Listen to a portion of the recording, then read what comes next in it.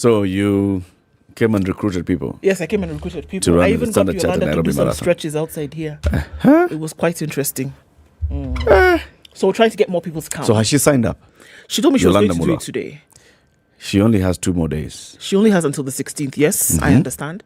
And everybody else only has until the 16th. Whether you're registering for the virtual marathon or the physical run on the 30th, you must register. Get it done, guys. It's a good thing. We're running for the future makers. At the same time, we're running to get into that healthy and fit lifestyle. Very good. Yeah. Haya, tuambie. Who's online? Kila mtu. Mutumo Marimba says, good morning. Hey, hata wakanyange wire ya live stream. Ujanja ni mingi. So he's tuned and took a look. He has shown us his car radio. I like you. Well done, Mutuma. Even if Ednah doesn't agree to put the live stream, we'll enter the car and wash out the radio. Options are many. I'm telling you.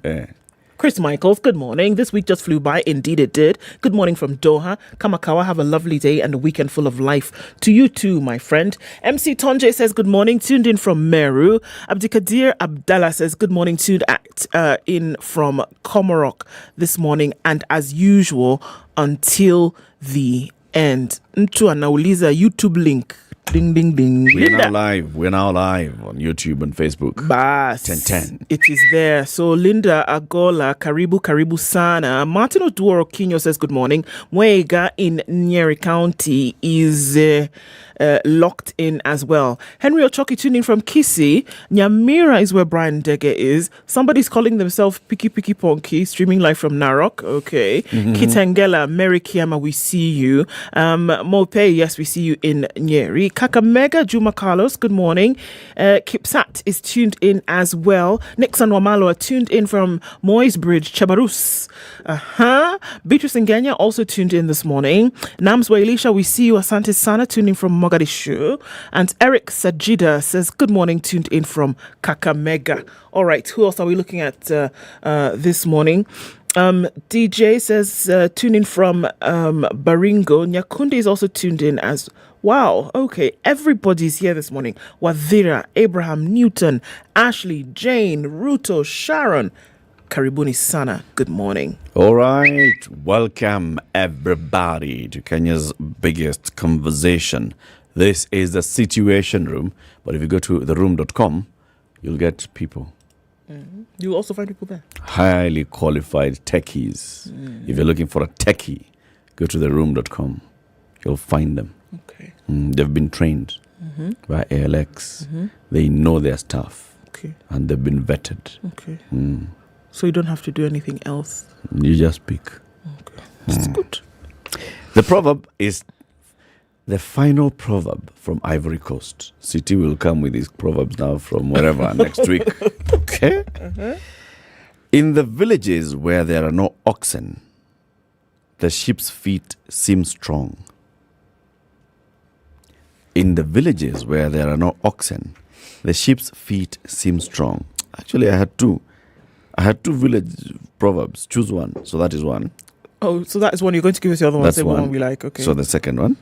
In the village that you don't know, the chickens have teeth. In the village that you don't know, the chickens have teeth.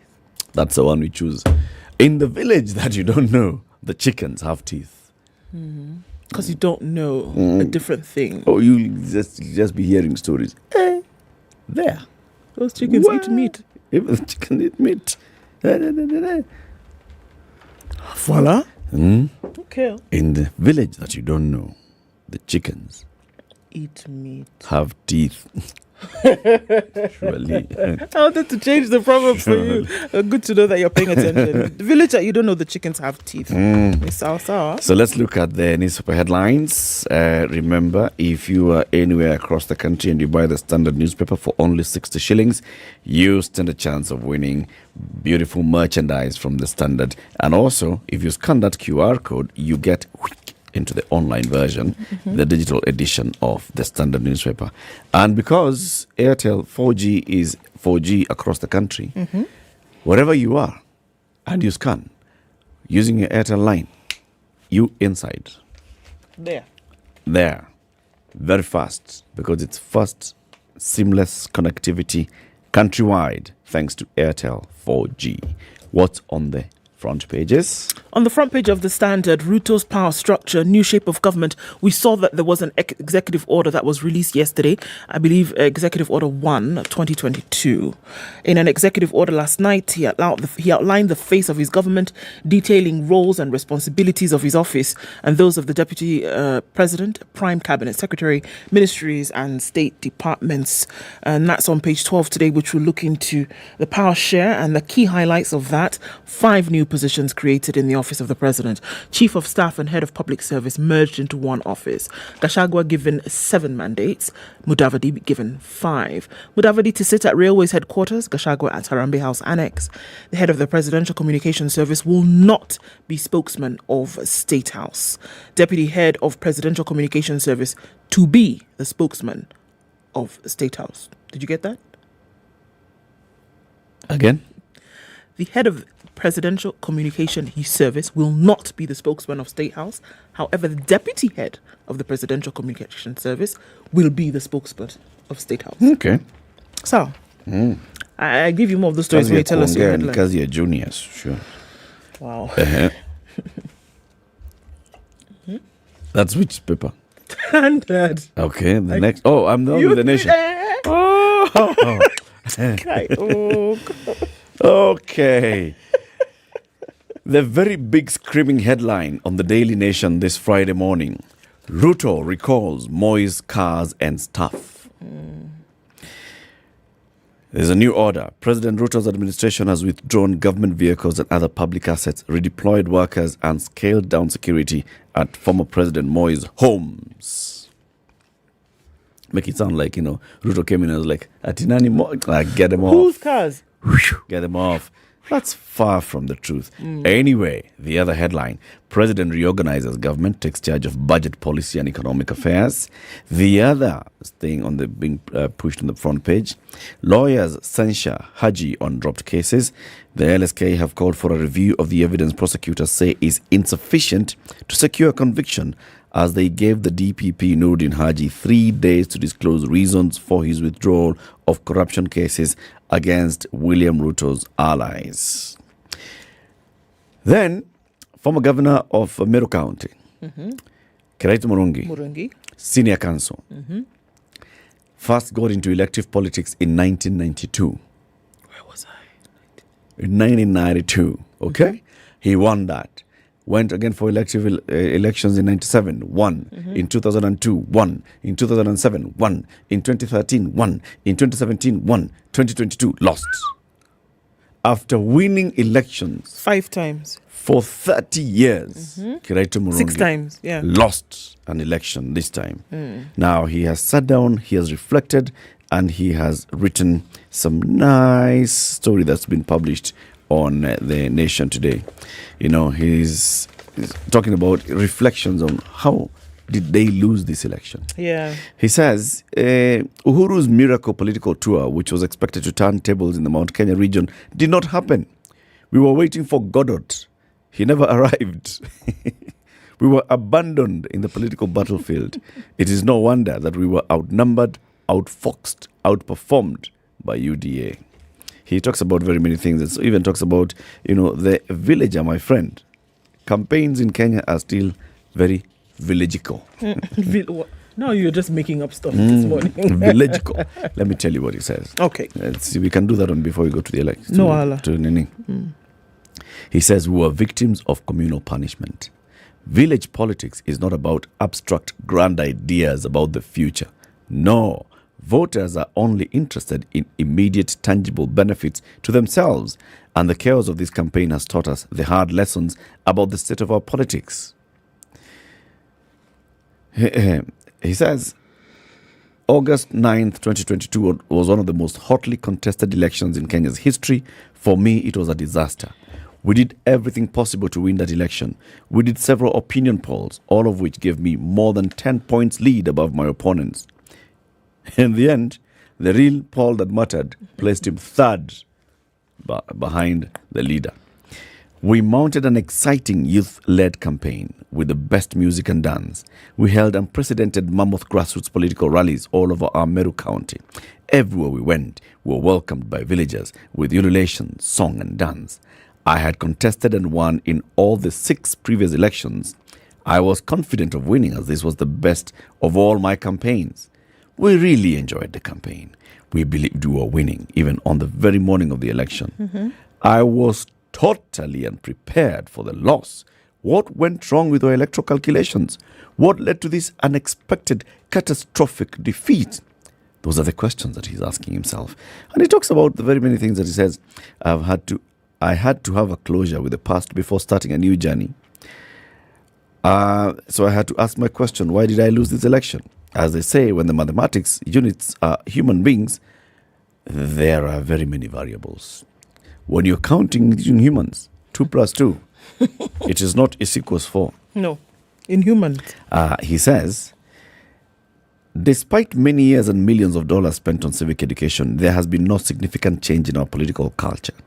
The villagers' cultural belief and social demands are the principal determinants of political outcomes in rural Kenya. Our political behavior is controlled by what villagers want. To win an election, a candidate has to listen and conform to the wishes of villagers. So first he says, this thing of going to sell Raila in Mount Kenya, Raila phobia is still strong. It's still real. Deep-rooted. The villagers had loudly warned me that I was headed in the wrong direction. I refused to listen to the ground with disastrous consequences.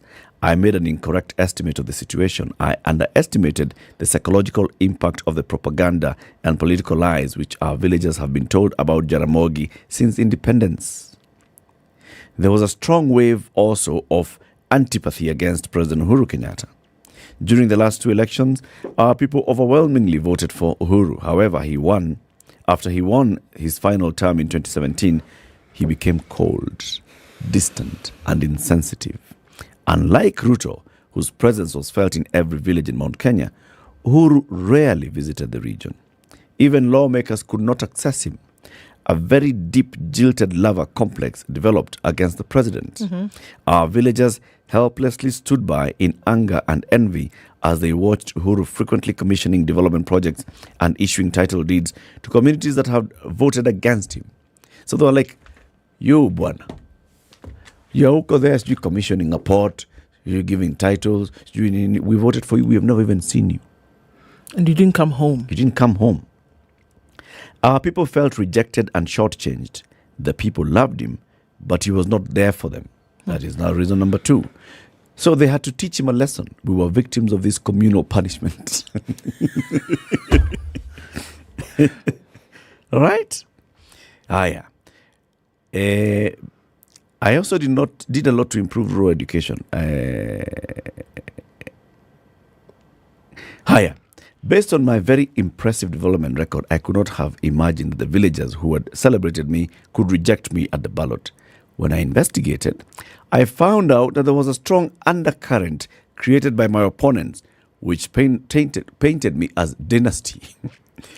There were rumors among mamambogas, bodabodas, and small-scale traders that I insulted them and called them chokoras, which was not true, bwana. I was a victim of a sustained campaign of vilification, disinformation, lies, propaganda spewed from social media outlets and local TV stations owned by my opponents. We know which opponent owns TV stations and bit Kiraitu Murungi in the election like a Burukenge. Rivals painted me as an outsider who did not understand the feelings and the suffering of the poor. This was not true because I had a powerful social vision for Meru County. So anyway, he's reflecting and saying, where? This one. Let's not go and blame external forces, other countries. Now he talks about the main issue of the Raila campaign. He says, the Azimio campaign machinery was largely dysfunctional. We did not receive any funds to support the campaign in Meru County. Those who were given the funds used them to campaign for my opponents. Azimio seriously lacked in providing pastoral care for its ground troops. It did not pay sufficient attention to the nuts and bolts of the campaign. We obeyed the command of the sovereign and believed in his infallibility. Uhuru's miracle political tour, which was expected to turn tables in Mount Kenya, did not happen. We were waiting for Godot. He never arrived. Despite the painful loss, I still feel lucky.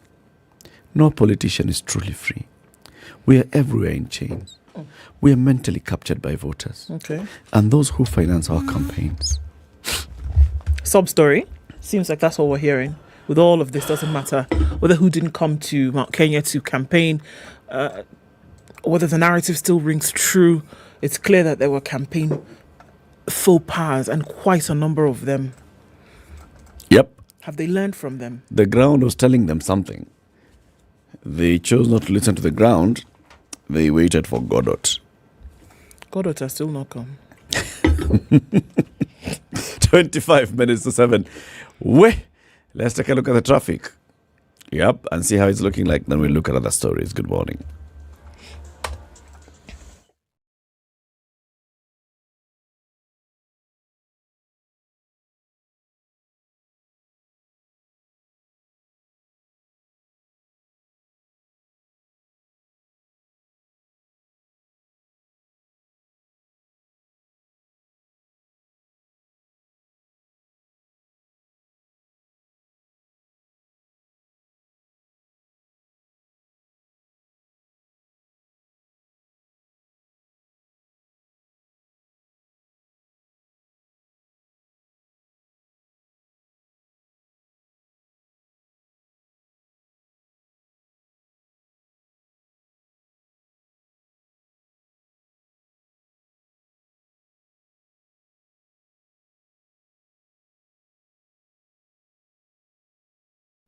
All right, still not too much of an issue this morning. We're still seeing a little bit of traffic building up on Jogger Road, getting out into the CBD, coming off of Thika Superhighways, where we'll also see some movement.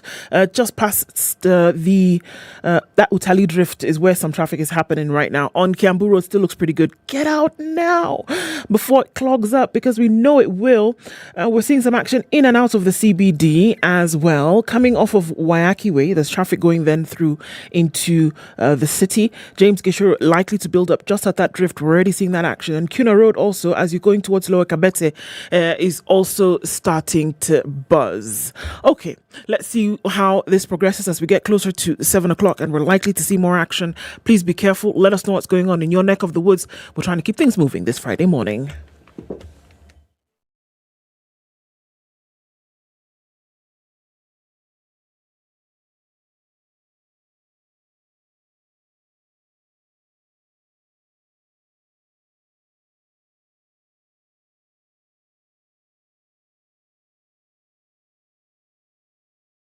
Mature, intelligent talk every morning.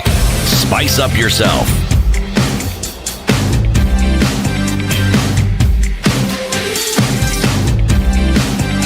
Mornings done right. 94.4. Would Davide get roles in Ruto's new government structure? Not that they were not going to, but that's an interesting headline. they get roles in new They have roles. Do they not have roles by virtue of the fact that they are? Okay. President William Ruto finally unveiled the structure of his government yesterday through an executive order. Accommodating the nominee for Prime Cabinet Secretary Musalia Mudavadi in the executive office of the president and creating new positions. In Executive Order number 1 of 2022, Dr. Ruto created 5 new positions in his office, spreading the opportunities to his campaign allies left out in the initial announcement. The new positions are the Office of the Council of Economic Advisors, expected to suck in the core of his economic strategists, the Office of the Council of Climate Change Advisor, the Office of Fiscal Affairs and Budget Policy, the Office of Economic Transformation and Deputy Head of Presidential Communications Service, who will also double up as the State House spokesman. The spokesman will report to the head of the Presidential Communications Service. Ruto also merged the roles of the Chief of Staff and Head of Public Service to create the double title of Chief of Staff and Head of Public Service. Joseph Kinyua, who announced the changes, has been serving as the head of the Civil Service. The last Chief of Staff was Nzioka Waita, who resigned earlier this year to join elective politics. Kinyua last evening announced it is noticed that President William Ruto has set his hand and presidential seal to the executive order organizing his administration. Right. On top of these new roles, Ruto's office will have a Deputy Chief of Staff, Secretary to the Cabinet, Office of the National Security Advisor, Office of the Women's Rights Advisor, and the Private Secretary to the President. It's interesting that this Women's Rights Advisor sits right in his office. So it looks as though he wants, and that's what I said last time, it seems as though he wants to have an eye on presidency. Is these are, remember he said these are cabinet level appointments, right? So Monica Juma and the Harriet Chigai are sitting up there, right there. Uh-huh.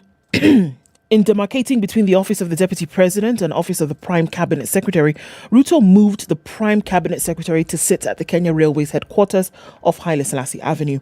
The Deputy President sits at the Harambee Annex opposite the Office of the President, both off Harambee Avenue. Gachagua has been allocated 8 key offices and institutions under his belt compared to Madavidi's 6. While the two will have 2 principal administrative secretaries, the PASs, each, Gachagua will on top of that have a private secretary, just like the president. His 2 PAs, not to be confused with the principal secretaries or chief administrative secretaries, will oversee the devolution and intergovernmental affairs, as well as administration and coordination. The former chief of staff of the DP appears to have been swallowed up between the PA's administration and the private secretary of the DP. On top, It's kind of confusion. There is. Because there's a principal administrative secretary in charge of administration and coordination, yet Yes. there's an entire state department for administration and coordination. And these principal secretaries are not, although they are linked directly to the DP's office, he still has his personal assistants. Yeah. 2 of them. Yeah. So it seems as though there might be some duplicity in roles here. No, personal assistants, I think, are just personal assistants. No, they I run mean his between the errand. department. But the principal, these it sounds PASs. like the principal administrative secretary is a position in civil service. It's like the administrative secretary in a ministry. But they've just been assigned to the DP's office. So these 2 are in charge of administration and coordination and devolution and intergovernmental affairs. They're basically the civil servants up there in charge of this maneno. Absolutely. It's because he does not have a principal secretary. Terry. Okay. So he will have with him the International Development Partnerships and Coordination, this is the DP, the Nairobi Rivers Commission, the Intergovernmental Budget and Economic Council, the Intergovernmental Relations Technical Committee, and the National and County Governments Honours Advisory Committee.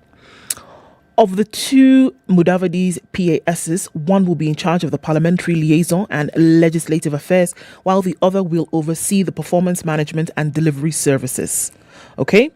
Between these 2 offices, Mudavidi's Kenya Railways office will house the Public Service Performance Management Unit, the State Corporations Advisory Committee, and the Inspectorate of State Corporations, which were once domiciled in the defunct office of the Prime Minister.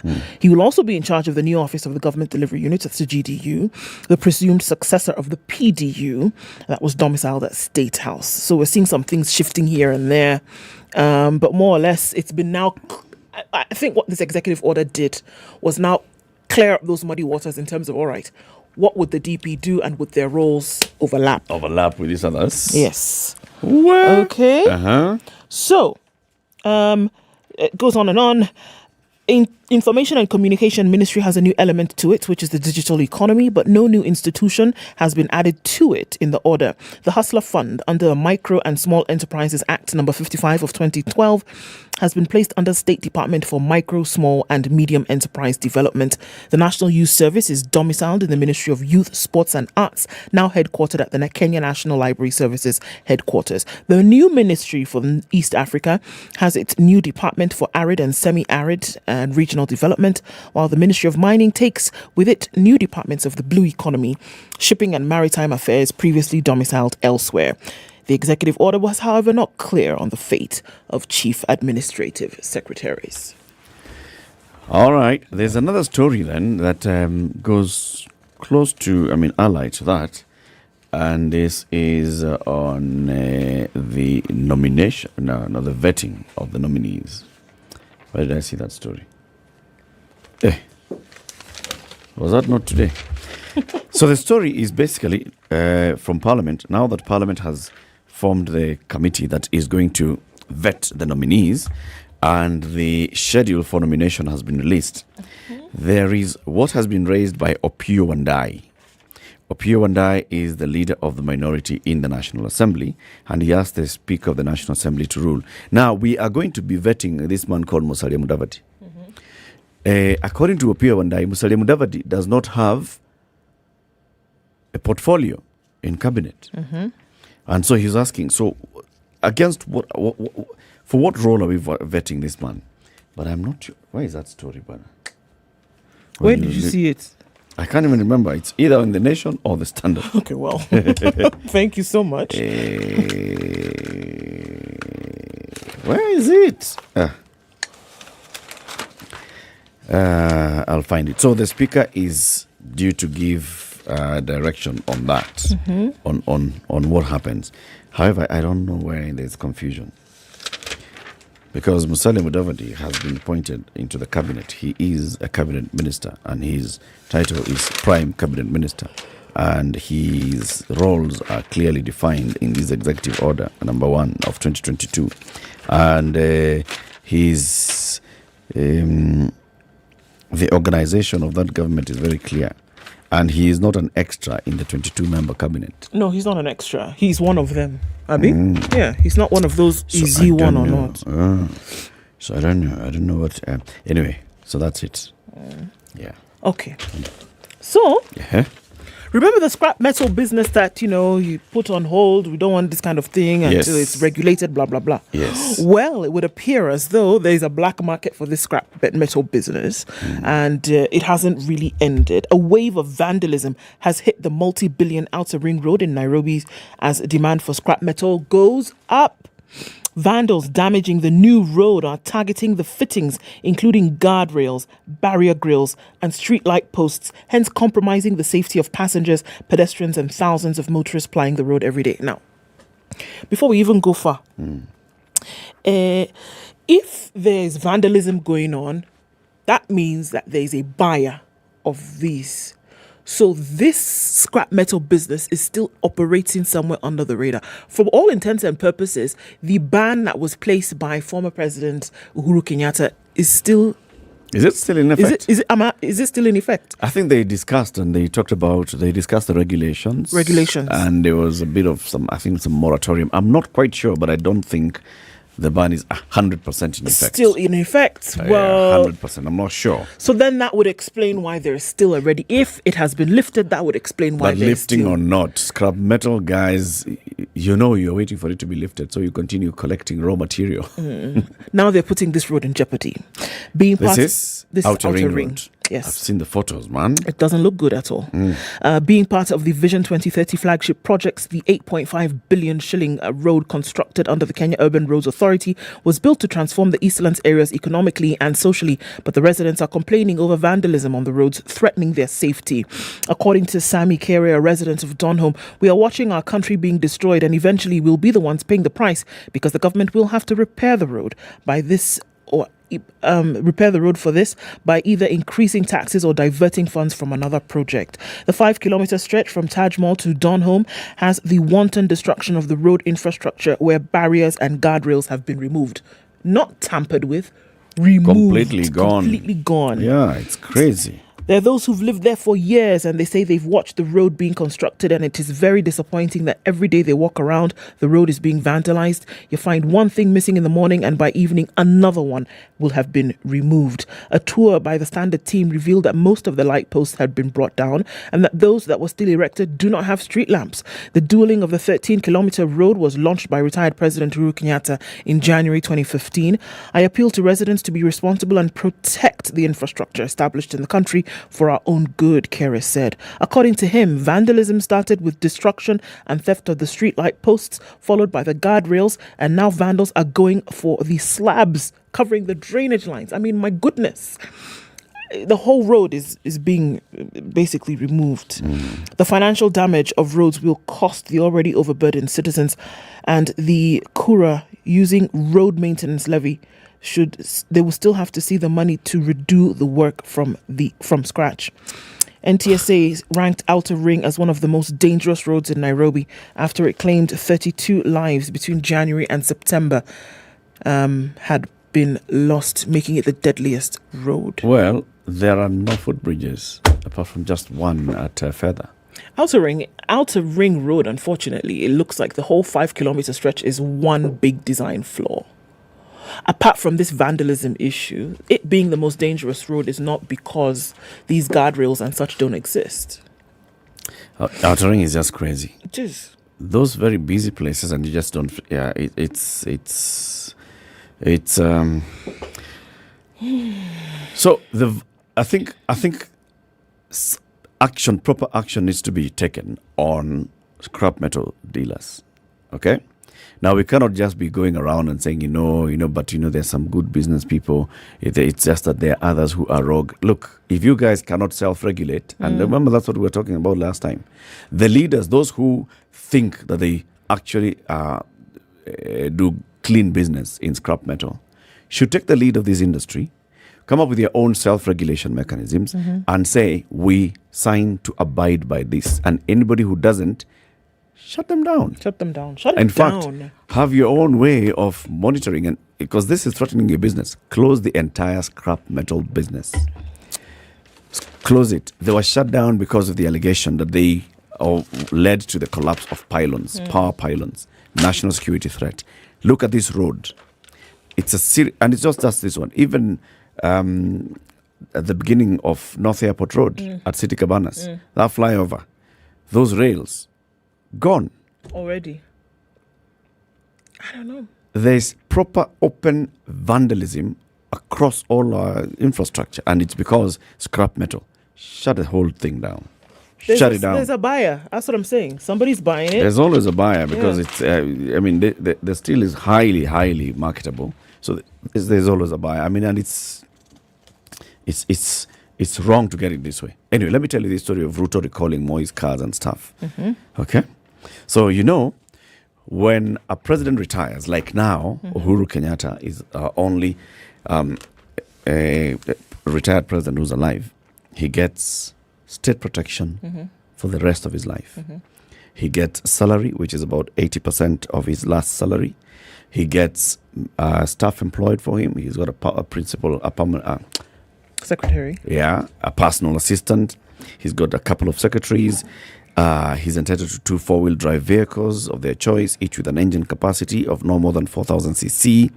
He's entitled to members of staff. He's entitled to all this. So, and this is as long as he's alive. Of course, the office of the First Lady, the First Lady is also protected, right? So, former President Daniel Arap Moi died. Yes, he did. In 2020. It stays, that structure, at least of the staff, stay for a year, and then they're redeployed. It's 2022. They have been redeployed. The story says President William Ruto's administration has withdrawn government vehicles and other public assets and redeployed staff who had been attached to former President Daniel Arap Moi, the nation has learned.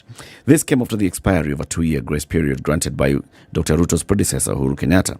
The security team and support staff had remained in the expansive Kabarak farm in an apparent gesture of goodwill by Uhuru. Moi died in February 2020. Sources privy to the development say besides the security team, gardeners, chefs, waiters, waitresses and cleaners have also been recalled. The nation learned the redeployment of the security detail and other staff, as well as withdrawal of official vehicles from Kabarak, began in earnest shortly after Ruto was sworn into office last month. They spoke to Linjiru, who is one of those who was serving the former president and being paid by the taxpayer. The first senior civil servant to complete his contract a year after Mzee Moi died was Mr. Linjiru. He retired in September 2021.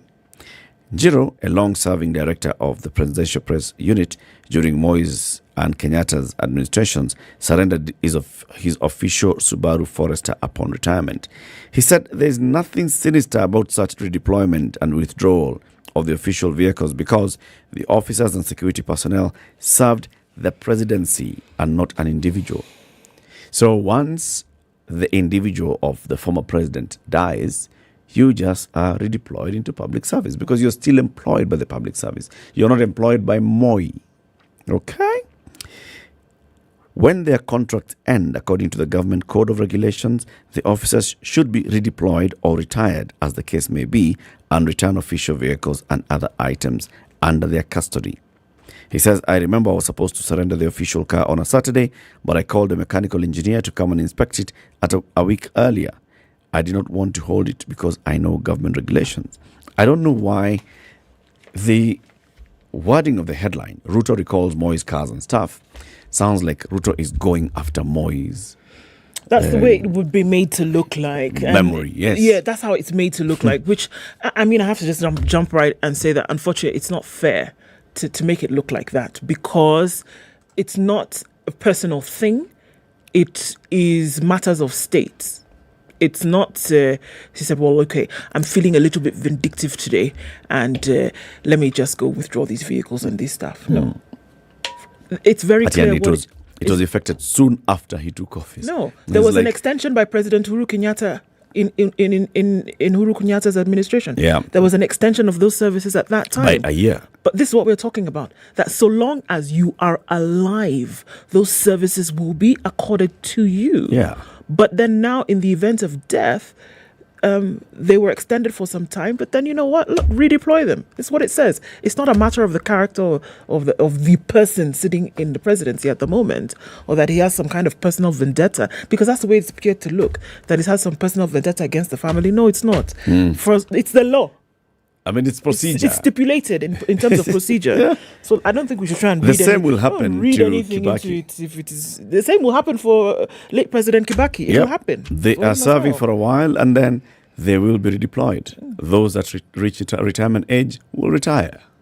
And that's it. That's how the cookie crumbles. So I think it's sometimes sensational to try and just bring in bring stories. It's not. I beg. There's a sad story in The Nation, page 3. Mm-hmm. Detectives in Kiambu are investigating the death of George Mwangi, the husband of Kiambu politician Gladys Chania. His body was found wrapped in a polythene bag and dumped in Kiani Forest, Katondo North, on Wednesday evening. Ms. Chania contested the Kiambu woman rep seat on a Jubilee ticket. She lost to Anwar Muratha of UDA. Although the Kiambu County Criminal Investigations Officer Richard Maura declined to comment on the investigation, saying it's too early, the detectives who are conversant with this case told The Nation that the 58-year-old George Mwangi had gone missing on Sunday morning at around 9 a.m. His wife reported him as missing at Kamwangi police station and later that evening at Moya police post. She said her husband, who was an electrical engineer and a road contractor based in Kigali, Rwanda, had come into the country on September 13th and he was scheduled to fly out next week on Tuesday. She says on Sunday morning, the man went downstairs and then he disappeared from their home in Mangu, Kiambu. So they're just wondering how it happened. So this is what she says. My husband was alive on Sunday morning. He went downstairs and he never came back. He did not carry his mobile phone, and when he failed to show up in the evening the next day, I reported the matter to the police. We've been married for 24 years and we have 3 children. He had not expressed any fear for his life. Man goes downstairs. Presumably, he leaves the wife upstairs. Man disappears. Police are wondering, so who lured the guy out of the house and went with him? His body was found, and it appears that he had been hit on the head with a blunt object, and his face disfigured with acid. Oh my God. So somebody wanted to get rid of him. It was not a mistake. Somebody killed him. Yeah, So either he was killed in that forest or he was killed elsewhere, but somebody killed him. Now, it's not clear how he left the house and, just disappeared. And then the wife reported it later. The wife, this is maybe related, maybe unrelated, is involved in several court cases. Her latest appearance in court was last month at the Kiambu Law Courts, where she's fighting a fraud case. She also has an active case at the Thika Law Courts, where she's facing 2 charges of defrauding 2 people of 400,000 shillings by promising them that she was in a position to facilitate their emigration to America. In another case, the Salvation Army Church in Thika is seeking 3.5 million shillings from her organization, Right at Home Rehabilitation Center. Just some background about who Miss Chania is, whose husband is dead in mysterious circumstances. What happened? The story is just beginning. It will unfold in due time. Keep it here for more conversations coming up in the next hour. Listen, we are giving away 2,000 bob worth of Airtel airtime, and we're asking a question on our social media. What are we asking? How has Airtel Money changed your life? How has Airtel Money changed your life? We've got 2K worth of airtime to give away. Tell us on socials today how exactly that has happened, and it could be you today. Remember, sending money from Airtel Money to Airtel Money is free. And also, you can pay using Airtel Money to a till number anywhere in the country. Because with Airtel Money, till. Good morning, 7 a.m.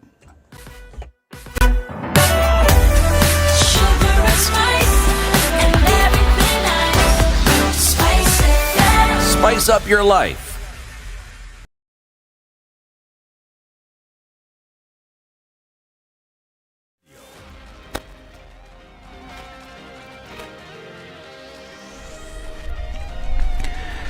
Good morning, this is Newswire. I'm Dennis Aseto. President William Ruto has issued his first executive order outlining the structure of his administration.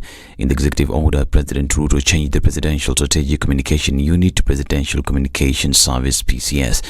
The deputy to the office of the PSC will double up as the State House spokesperson. The rebranding of the department has been a tradition for new administrations. Former President Uhuru Kenyatta established the PSCU when he got in power in 2013. The PPS main duty was to cover the president with the new change meant to improve how the government interacted with the citizenry. Former Presidents Jomo Kenyatta, Daniel Moi and Mwai Kibaki used the PPS.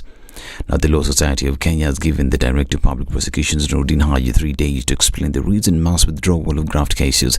President Eric Theuri says the DPP owes the country an explanation as to why cases were discontinued. The DPP withdrew the 19 million shillings graft case against Public Service CS nominee Aisha Jumwa. He also applied to drop the 400 million shillings graft case against former Kenya Power MD Ben Chumo. Haji further requested that the 80 million shillings graft case against former Samburu Governor Moses Leno Lukulal be dropped. However, the courts demanded an explanation from the DPP for abandoning the charges. The Kenya Human Rights Commission has also demanded Nordin Haji shed more light on the matter.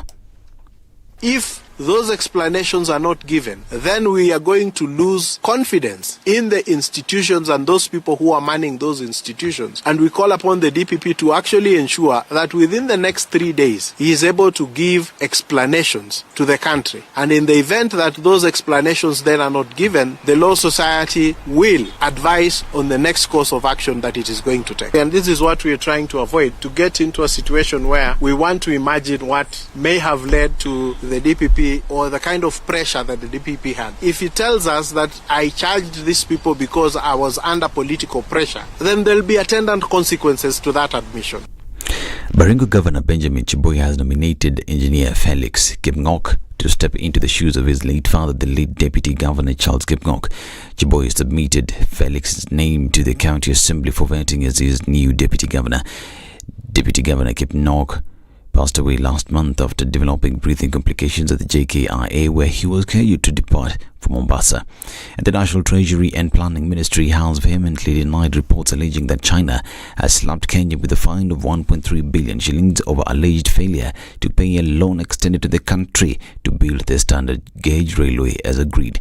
Treasury Cabinet Secretary Kuritani described the reports published by a section of local media, citing alleged penalties from Beijing as erroneous and alarming, and maintained that the country has not defaulted on its debt service obligations to the People's Republic of China, especially on account of the SGR loan.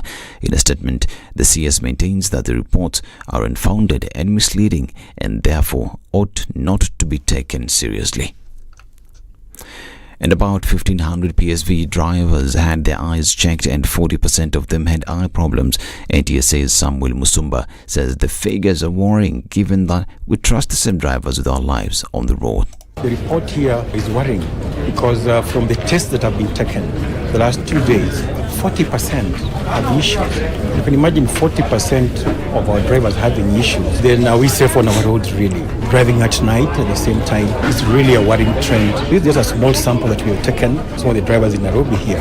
But how about the other drivers now who are out there? So we should be able to come up with a recommendation and way forward in terms of all this. It looks like a lot of these drivers are not aware of their problems. To Butter Sports and World and Diamond League 1500 meters champion Faith Chemgetich will contest for the Women's World Athlete of the Year after being named in the 10 women shortlist by World Athletics. Kipyegon won the world title in Oregon before capping off her scintillating season with the Diamond League crown. She also ran a new national record and a world lead of 3 minutes 50.37, missing the world record by just 0.3 of a second. Kipyegon is only the second woman to claim back to Olympic titles in the 1500 meters race after her triumphs at the 2016 and 2020 games, the latter with a record. A losing nominee at last year's awards, Chemgetich will come up against stellar cast of track and field stars who include Nigeria's Toby Amuson, who holds the World, Commonwealth, Africa and Diamond League 100 meters hurdles titles. This is Newswire. Dennis Oseto. Good morning.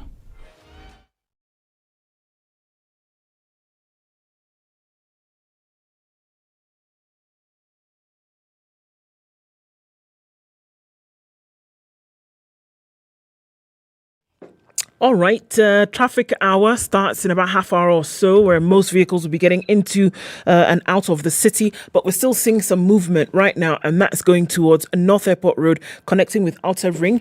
Southern Bypass looks pretty good. There's to escape that traffic that has already started right at that roundabout of Nyayo Stadium, heading out towards the city. Use the Southern Bypass. There's an option for you if you're not using the expressway. Jogo Road is packed as well, going towards Landis and then out towards Kamkunji. Coming off Gong Road is also pretty busy. Looking at Langata Road, starting to pick up as well.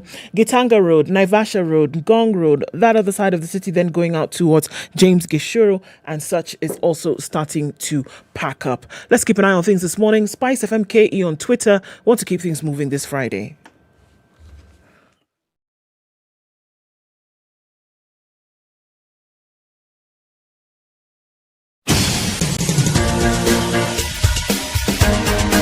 This is The Situation Room, the home of hard-hitting political commentary and penetrating insights about the state of the nation. This is a talk radio experience like no other. The Situation Room, a place for hard truths, debates, and elevated conversations. The Situation Room, witty, political, engaging, deep, controversial. In the room, we have C.T. Muga, researcher, academic, seasoned political observer, a fountain of wisdom in these politically uncertain times. Ndu Oko, Nigerian by birth, Kenyan by choice, communications expert, Pan-Africanist, a truth seeker and believer in people power, and Eric Latif, agent provocateur, the man in the chair, seasoned journalist, news hound, a man who believes in punching up, not down. All right. This is The Situation Room. 7. How you doing? Welcome to the second hour of Kenya's biggest conversation.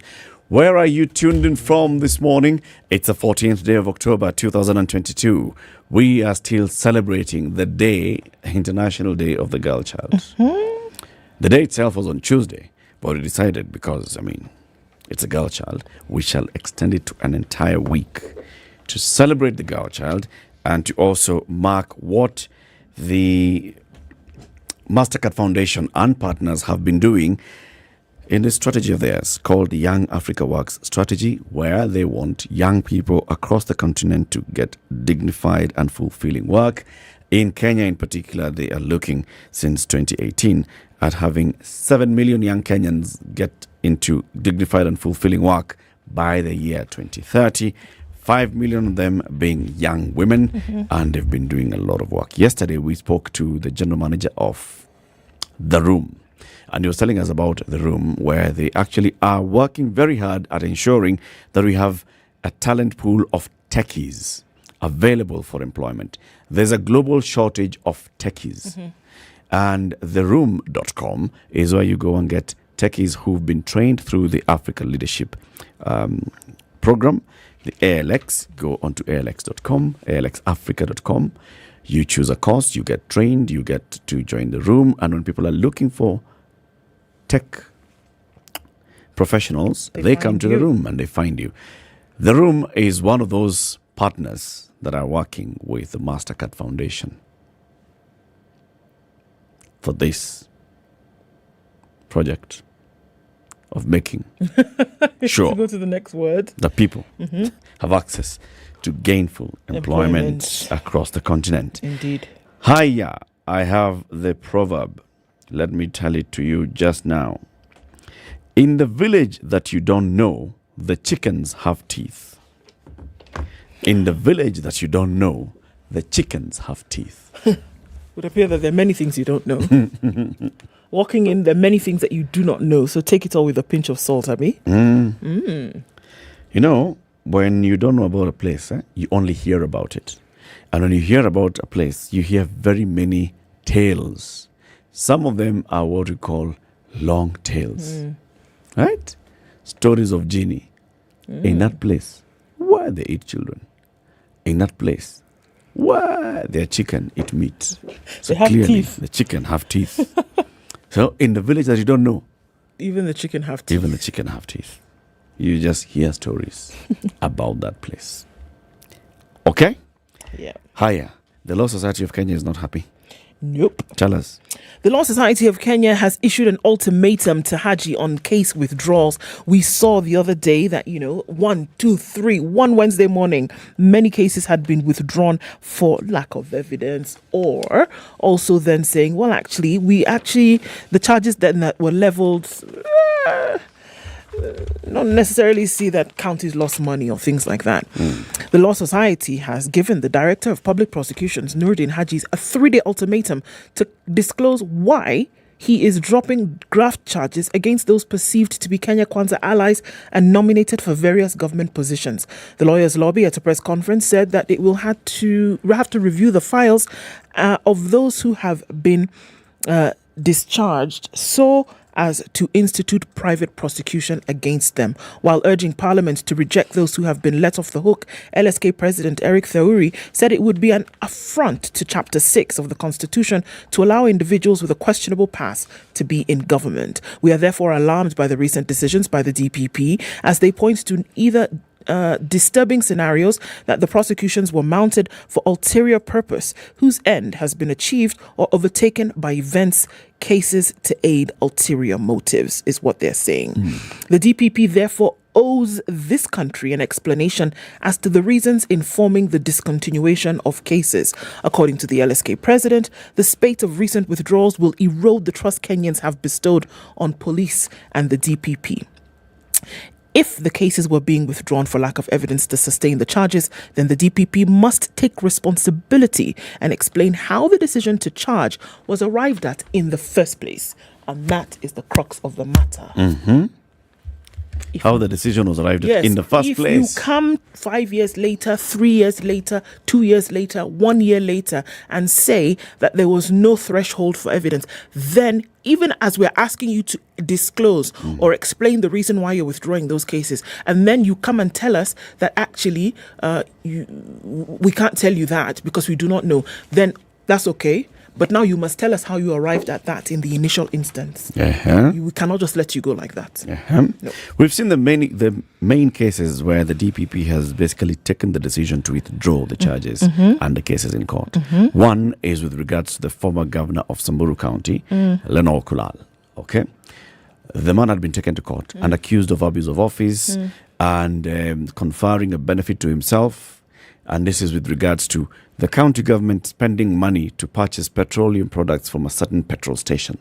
And the allegation was that this is linked to the former governor. And so there was that whole thing of you're doing business with yourself and you're the governor of... This is abuse of office. This goes to contrary to the law as established. This case went to court in 2019. The governor was barred from accessing office by the High Court. The governor then operated from outside his office for the remainder of the term, with cases back and forth. Then the Director of Public Prosecutions, in what was reported yesterday, went and applied to court and said, we have actually established that there was no abuse of office. We have established that there was no money lost. We have established that through this transaction, which was about tens of millions of shillings, the people of Samburu received service and value for their money. So there was no fraud, there was nothing untoward that the governor did or any of his co-accused, which included the directors of the petrol station. So the question that arises there is, after 4 years, you've discovered that you don't have a case against this. Yes. You've actually realized that there was no case in the first place. The second one was with regards to Kenya Power. Former managing director of Kenya Power and senior managers taken to court, and its allegations of purchase and procurement of transformers, which were then said to have been faulty. So the company that supplied the transformers, its directors, the management of Kenya Power, taken to court over this. And there's a whole issue of abuse of office and the rest. And somebody and the companies and the directors accused of fraudulently obtaining money from public institutions. The investigating officer, according to what the DPP said, did not file the accompanying statements as required. The witnesses that were there in the case, some of them dropped out. So the DPP says, I'm withdrawing the charges because I don't have a case. These cases were taken to court in 2018. These were those Kamata Fridays when the DCI and the DPP were new in office, and they were the stars of this whole drama. People were being arrested. Early in the morning, there's a raid at your home. You're arrested on a Friday. You stay indoors as you're being processed. You stay behind bars until Monday when you're presented to court. It's a whole drama. In several of the cases that we've seen the DPP, he would first issue a statement in which he details the case that he has against the individuals.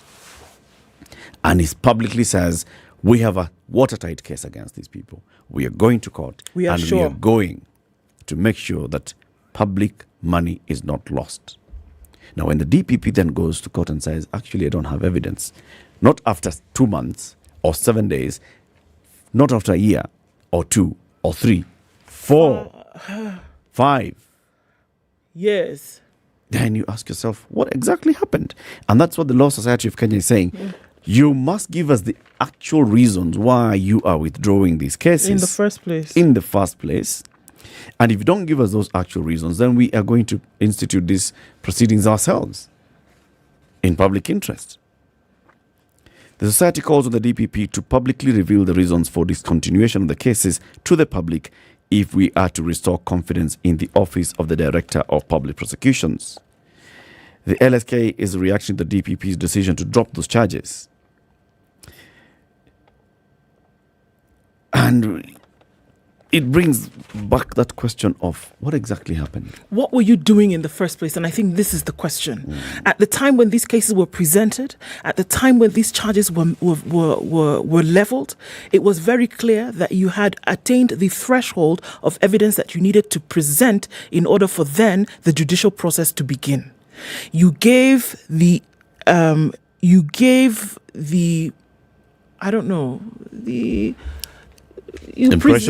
the impression that you knew what you were doing and that you were very serious about fighting graft. You were very serious about some of these things, and that is why you presented it in the manner in which you did. So coming back later to suddenly say that the very things upon which you lodged this case do not seem to hold any water. If anything, you've bitten off your own nose to spite your face, because you have basically told us that we then ought not to have believed anything that you said 5 years ago, 4 years ago, 3 years ago, that you were not sure then, you're not sure today. That when you presented this case, that it was very clear that you did not know what you were doing. We can wrap it up in all kinds of legalese. We can talk about the threshold of evidence. But one thing that stands out very clearly like a sore thumb is that you did not know what you were doing. That's what it appears to be.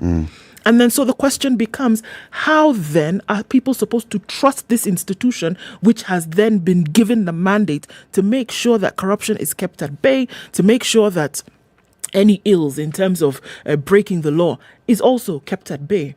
One day you have evidence, the next you don't. One day you've met the threshold, 5 years later you have not. What has changed?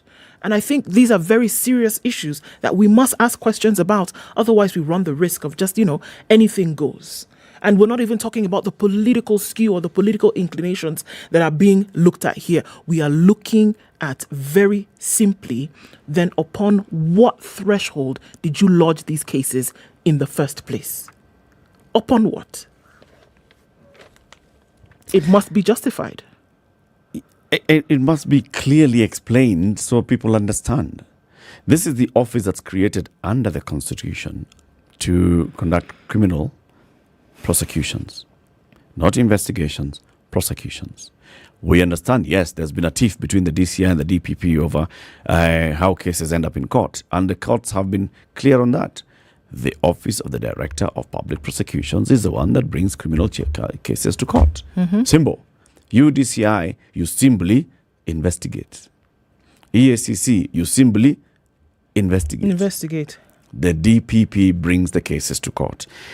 How is that established in the Constitution? The Office of the Director of Public Prosecutions is a creation of Article 157 of the Constitution, which says the DPP shall be nominated and, with the approval of the National Assembly, appointed by the President. The DPP shall have power to direct the Inspector General of the National Police Service to investigate any information or allegation of criminal conduct, and the IG shall comply with any such direction. This is an office that has the power of the pen. He tells the IG, I want you to investigate Ndu. The IG cannot say, boss, Ajana Ndu, is good? No. The Inspector General of Police shall comply with the direction of the DPP. The office, the DPP shall hold office for a term of 8 years, not renewable, okay? The DPP shall exercise state powers of prosecution that may institute and undertake criminal proceedings against any person before any court, take over and continue any criminal proceedings commenced in any court, subject to clause 7 and 8, discontinue at any stage before judgment is delivered any criminal proceedings instituted by the Director of Public Prosecutions or taken over by the DPP. Okay? So this is Article 157(6)(c) that gives the Director of Public Prosecutions the powers to discontinue a case. So that we are all clear what the DPP has done is within his powers. He has the power to discontinue any case at any time. But then he's answerable to the people of Kenya. If you investigate and you institute proceedings and then you go and withdraw with good reason. At least explain with good reason. Now, of course, the DPP will say he has withdrawn with good reason. The point is, explain the good reason that you say you have. Tell us. If you say that now you have found that Lenol Kulal and his co-accused did not commit any crime, what is it that has led you to discover it now? That you didn't see before. What did you miss 4 years ago when you took him to court? 3 years ago? 2 years ago? What did you miss? What is this new piece of information that you've stumbled upon that has made you realize, actually, no money was lost? You know, I think we can wrap it all in all kinds of rhetoric. We can lace it with all kinds of things. But the truth of the matter that it is a very poor showing. And it doesn't really matter. Like I said, it doesn't really matter whether it's tinged with any kind of political, any kind of political skew. It doesn't matter. Right now, we're looking at the very basic. That somebody then who has been an office that has been given the responsibility of safeguarding some of these things is clearly showing that they're not able to. Are we talking about incompetence here? I would hate to imagine that the man that we've sat with here, who tells us time without number that they're very serious about these things and that they're very serious about going again after these big fish, 1, 2, 3, that you can come back years later and say, actually, you know what? Mea kappa. There was really nothing. I'm sorry, but it is not something that, look, you say it and then the country is just supposed to swallow it and then move on as though nothing has happened. Is that the modus operandi now that will be operated within for the in terms of public prosecution? It cannot be. Is that what is going to happen? It cannot be. I'll tell you why. Because the Constitution also says that in exercising the powers conferred by this article, the DPP shall have regard to public interests, interest of the administration of justice, and the need to prevent and avoid abuse of the legal process. Shall I repeat? Yes. The Constitution that creates the office of the Director of Public Prosecutions says that in exercising the powers conferred by this Constitution, the Director of Public Prosecutions shall have regard to public interests, interests of fair administration of justice, and the need to prevent and avoid abuse of the powers that he's been given. Now, if you arrest somebody, you parade them before court, you make them not be able to do their work for 3-4 years, then you come back and say, oh, by the way, I don't have any case against this person. Is that likely to be abuse of the legal process and the power that you've been given? Is that likely to go against public interest and the interest of administration of justice? Yes. These accused people who you've now set free just like that, Ben Chumo, Ken Terus, and the others from Kenya Power, who say all these years I couldn't get another job, I couldn't even trade, I had a bad record. My family is just remembering the day I was picked up here in the middle of the night by cops who were harassed. I was paraded in court. I've gone through all this for you to come and say, anyway, we're in nyumbani. No, because Eric, administration of justice. You're absolutely right. And look, we are looking at a twofold problem here. Okay, you're looking at the accused, because they are accused. You're looking at the accused, whose lives then have been wrapped up in all of this legal mumbo jumbo for the last 4 years, 3 years, 12 months, whatever. There's certain things that they're not allowed to do. Others told, relinquish your passport. Others told, bank accounts frozen. Others told, you're not allowed to access office. You wait until the judicial process is in full swing and then we can go ahead with things. Your life is at a standstill. Yep. If you were in whatever sector and let's say you were applying for a job or whatever, they're going to look at that and say, okay, actually, you know what? Hold on a minute. Let this whole issue be cleared up before we're even able to consider have you. A conversation with you. We can't even talk to you right now until all of this is sorted. And then if you have that scarlet letter emblazoned on your chest, the likelihood of anybody doing any kind of dealings with you really reduces. So there's that whole matter.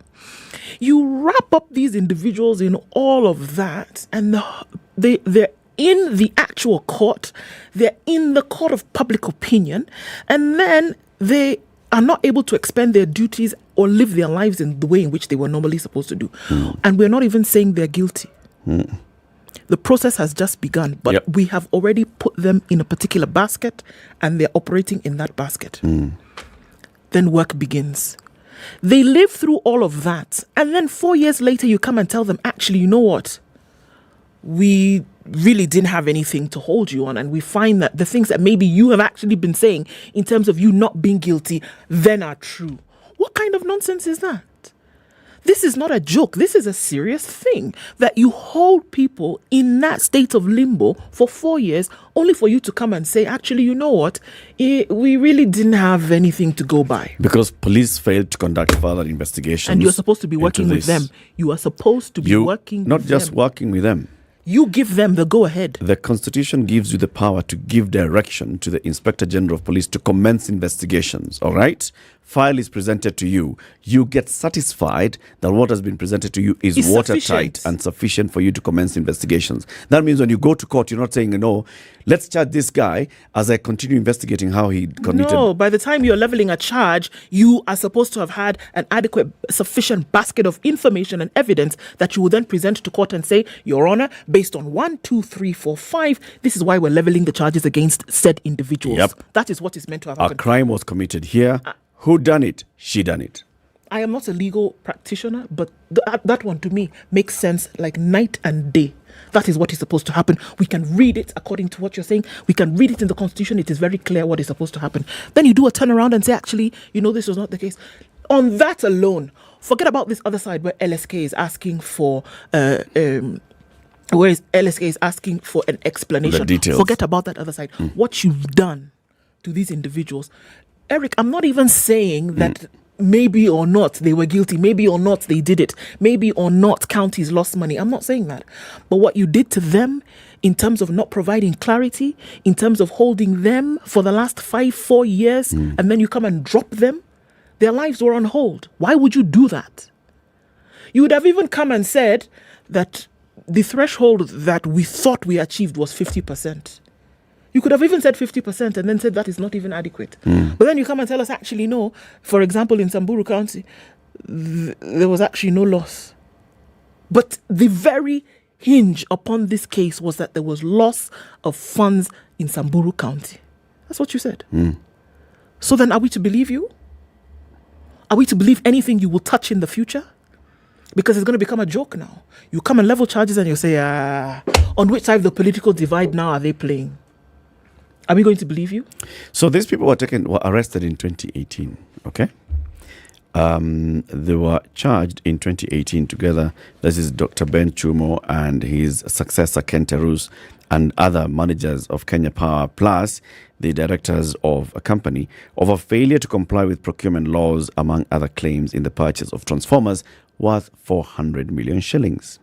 The DPP said investigating officer has not served the accused persons with his witness statement, and in the circumstances he's choosing to withdraw the case. 2018-2022. The DPP goes to court and says, I have written to the DCI 4 times asking for them to conduct further investigation to strengthen areas that I have identified as weak, that failing to secure a conviction. I have a case here. This case is weak, Your Honor. I am asking the DCI to give me more information as we continue the prosecution. Of course, now we don't know the procedures and all. Maybe it's allowed to happen. The point is, by the time you're going to court and you don't have this crucial investigation that can secure a conviction, is that fair? Is that fair administration of justice? It isn't.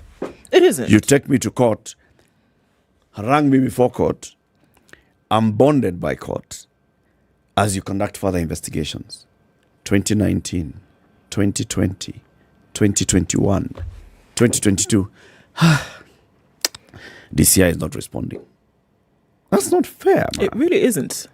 And it raises that question that you're asking again. What exactly does this mean about the Office of the Director of Public Prosecutions? Do we need it? Do we? Let me tell you before we take this break. The same constitution talks about removal or resignation of a DPP. Okay? The DPP may be removed from office only on the grounds of 1, inability to perform the functions arising from mental or physical incapacity. 2, non-compliance with Chapter 6 of the Constitution, leadership and integrity. C, bankruptcy. D, incompetence. Or E, gross misconduct or misbehavior. Gross misconduct or misbehavior, incompetence, bankruptcy, failure to comply with Chapter 6, or physical or mental incapacity. Okay. The removal then procedure is anybody who feels that this person is not fit to hold office or has committed one of those things, yeah. Writes to the Public Service Commission. Public Service Commission investigates, considers the petition. If it is satisfied that it discloses the existence of a ground under Clause 1, sends the petition to the President. President appoints within 14 days, suspend the Director of Public Prosecutions and appoints a tribunal to investigate these allegations. That is how you remove a DPP from office. You see, he's protected. You can't just wake up and fire the DPP. And that is for good reason, because you do not want this office to be under manipulation or having a sword from the executive. So this whole conversation about, the DPPs and the man is protected by the law. You can't just wake up and remove this guy. Yeah, sure, but that also seems like the president appoints without any consultation, but the president cannot just wake up and say, "We nilikupatia kazi, kwani nyumbani." Nope. But if the person is incompetent and you write to the PSC and you say, "I find incompetence," tribunal is established. Tribunal investigates. If tribunal finds, yes, this is incompetence, Eric, this is not the first time. I'm sorry, but this is not the first time that this particular office, then even by judicial officers, have been asked, thank you very much, but how about you go back and then come when you have met the threshold for of evidence. It's your fiduciary duty to make sure some of these things are done. This is not the first time. These cases having been dropped on Wednesday morning, it's not the first time we've seen something of this nature. Maybe a little bit more damning in this case. However, it's not the first time that judges of the court have said, actually, you know what? We can't deal with this. What have you brought us here? You're wasting our time. Same office. Let's take a break. We'll open up the phone lines after this break. Kaizen says, come on, the president has sweeping powers. DCI and the police bosses were shown the door immediately UDA regime came to power. It's unfair to blame the ODPP for closing cases involving UDA supporters. ODPP hands are tied. He's executing orders from above. Really? He has told us he doesn't take orders from above. He has said it himself. This is the Situation Room, the only way to start your day.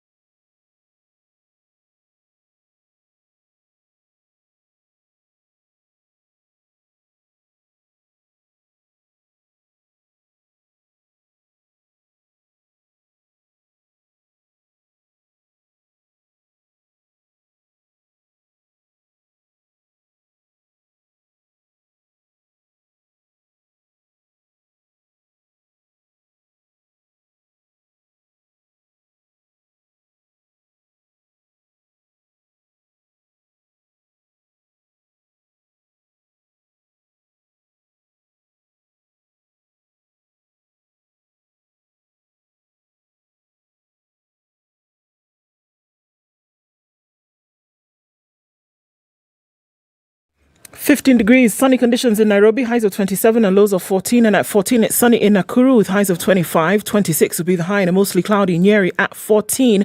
And it's 14 and sunny in Eldoret, highs of 24 and lows of 12. Light rain in Mombasa at 24, highs of 29. And we'll see highs of 29 in Malindi at 25 currently. Mostly sunny conditions at 20 in Kisumu. We'll see highs of 28 in Kakamega, where it is sunny at 20. Kampala is sunny at 20, highs of 27 and 22. And mostly sunny in Dar es Salaam will go to highs of 30 today. 16 and mostly cloudy in Johannesburg, highs of 29 and highs of 30 in a mostly clear Lagos, currently at 24. It's 23 and clear in Kinshasa, highs of 32 and lows of 23.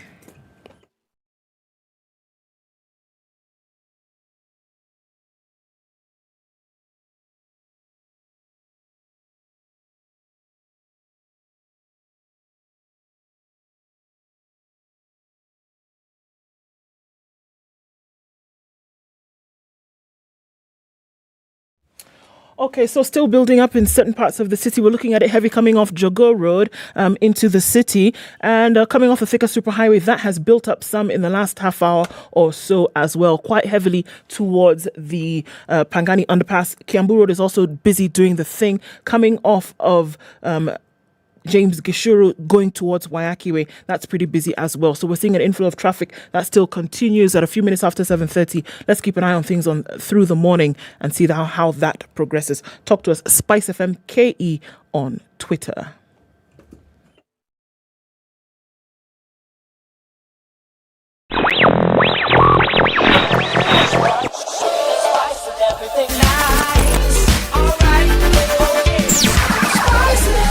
Spice up your life. Mature, intelligent talk every morning. Spice up yourself.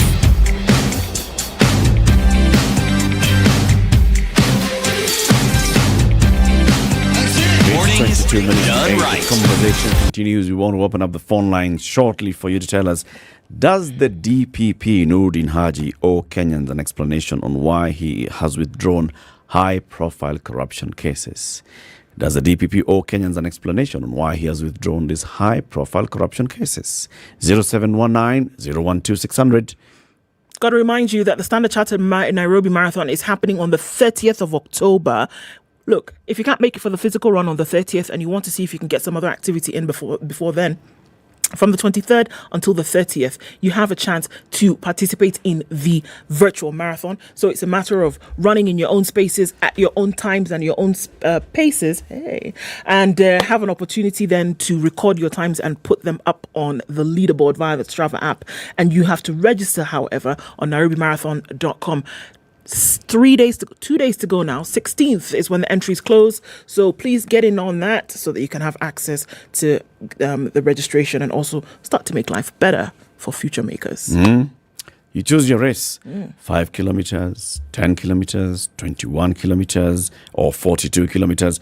You know, like we were told the other day by Alfred, the runner, he says, do not compete against others.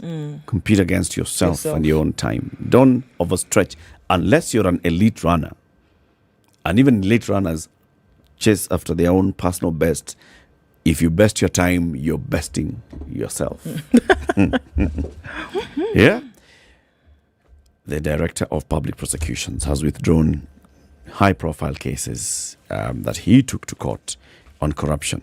One of them is the case against former Kenya Power bosses Ben Chumo and Ken Terus, plus other managers of Kenya Power, plus directors of a company that supplied transformers to Kenya Power. And the other case is against the former governor of Samburu County, Lenol Kulal, and others who were charged alongside him. And the DPP in both cases. The first case of Kenya Power, DPP says, I have been asking the investigating officers to produce more evidence, to give me more evidence. I've directed them what I need. They haven't produced.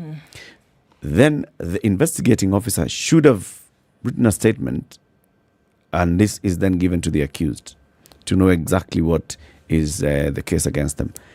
The investigating officer has never done this. So I'm withdrawing the cases because I don't have anything to sustain this case, to procure a conviction. In the second case of Lenol Kulal, same thing. After further investigations, they say that they found that, well, what they were accusing the governor and his co-accused of is really not sufficient ground to take the people to court. Does the DPP have such powers? Yes, he does.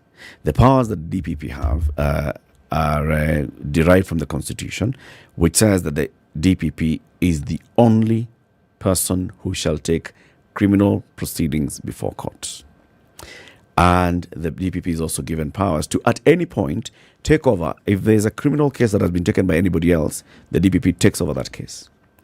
And at any point, the DPP can withdraw a case. So what he has done in withdrawing the case is within the powers that he's been given. Okay. However, in conducting his business, the Constitution also says that the DPP is expected to remember a couple of things. 1, public interest. 2, administration of justice.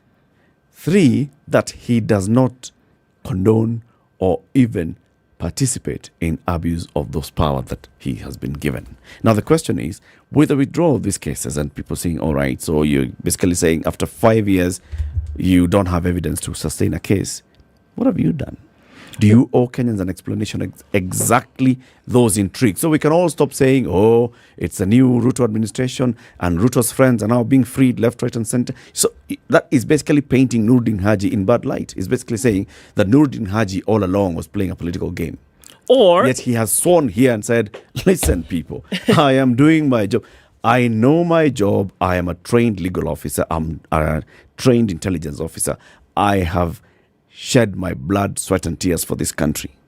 Even if he wasn't playing a long game, the optics or people are already now saying today, well, look, what has happened is that there's a new administration in place and that then you're under the armband of this new administration to do what they would have you do when it comes to dropping of these cases. That's what it looks like without an explanation. And unfortunately, the thing is that whatever explanation you give in whatever direction, it doesn't look good because they're going to ask on one side, on this side, why now? Why now and why in this manner?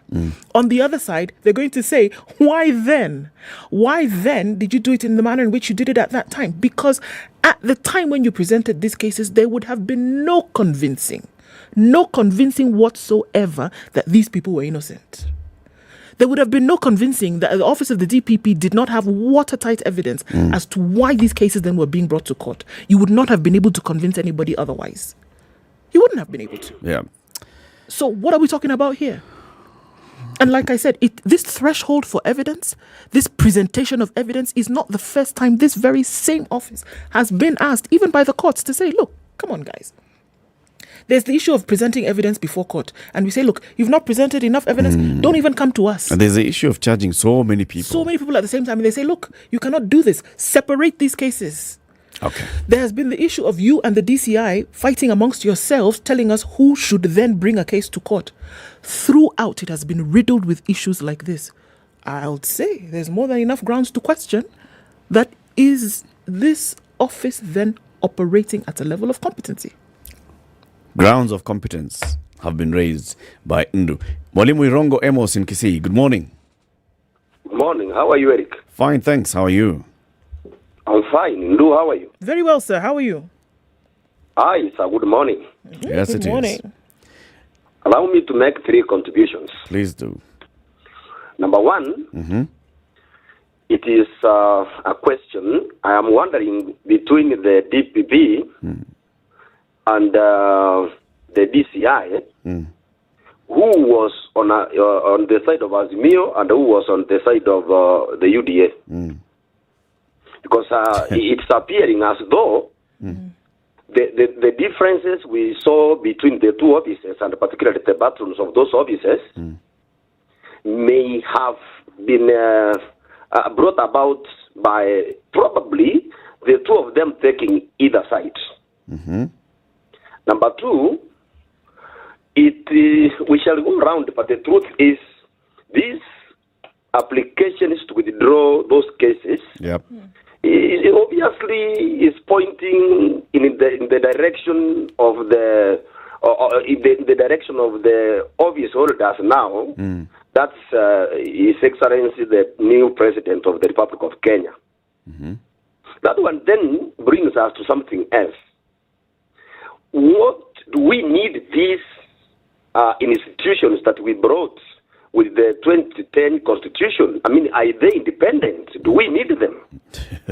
Lastly, is now on the individuals who hold these offices. Whenever you feel that you are being controlled, and I believe probably that's the case, you don't need to stay around drawing salary and allowances from public coffers, only for you to come around and embarrass yourself. Okay. The DPP is a legal practitioner, a renowned one. He should have resigned and went back to do some other work. That's assuming that he is operating under political pressure. Mwalimu, let's speak other callers as well. Thank you. Asante. Albert in Nairobi, good morning. Good morning. How are you? Very well, thanks. My take on this is this. Yes. If the investigating officer did not submit the files or the witness statements, that means the DPP should have gone after the investigating officer, which is the norm, because then that is assumed to be obstruction of justice. Mm-hmm. If he did not do that, then that means either there was collaboration or something of that sort. That will be my only take, because it just looks too fishy. And remember, this person has been out of office for all this time. Yep. He has been on either half salary or whatever it is. Does that mean he's actually going to go back to court for compensation for the same? Mm-hmm. He has not been able to serve the people who elected him because of a court order. Again, how can you compensate that? The people of that county are not able to get their services efficiently because of that governor being out of office. Yep. The CEO of Kenya Power was not able to get another job again. Is he going to compensate? Then we can be able to know whether there was malice in these cases or not. Because if there is not going to be such cases, then that means there was either an agreement or something happened. Yeah. That's just my take. Right. Thank you, Albert. Thank you very much. Thomas Atiang in Nairobi. Hello, morning. Good morning. Good morning. Now, there is a very simple matter here that we all need to remember. Yep. And some time back, I was having a conversation with someone about this high-profile case involving the deputy president, and they mentioned something curious, and this is linked to this matter. When there is a new administration, it becomes a little tenuous to try and, prosecute a case against him. And in this regard, I really pity the individuals who are supposed to submit some of the evidence, because the question now is, do they go against, people who are evidently supposed to be their bosses? Of course, we understand that there is a matter of separation of powers, but then we all know what we know. Government operates in very interesting ways. You try and do something in a particular way, there will be the purge, so on and so forth. So Thomas, really... Are you saying that this office is not independent? Sure. Or are you, and in addition to that question, are we also saying that the whims of the current administration are what an office such as this then would be led by, and not the interest of justice? Now, you must remember that there are several moving parts in prosecution matters. The first part relates to the DPP. The second part relates to the people who are supposed to provide any such evidence that may relate to this matter. Yes. And in some of them, the issue that is being canvassed is the fact that there has been no evidence, or certain individuals have not been able to provide these witness statements and evidence and so on and so forth. So if we look at it from that perspective, then the issue of independence comes in. The DPP finds himself in a mix, or rather in quite a tight spot, because it's now not able to prosecute such cases on account of the witnesses not being willing either to provide statements or actually to come out in court to provide evidence. Well, that's true. Like, for example, in the case of Medeka Linturi, where the person who's accusing says they no longer want to pursue this, then that's a whole different case. But in a case where you're saying you've written to the DCI 4 times, those 4 times, the first time was before William Ruto was the president. The second, the third, the fourth, it is not about who's in power then. It's about the DCI just not giving you the evidence. And should you have gone to court if you didn't have this crucial evidence that you needed? Now, as the previous, of course, I said that there are a couple of moving parts to it. And I think the previous column alluded to part of it. There was this interesting situation between the DPP and the DCI regarding who ought to prosecute and so on and so forth.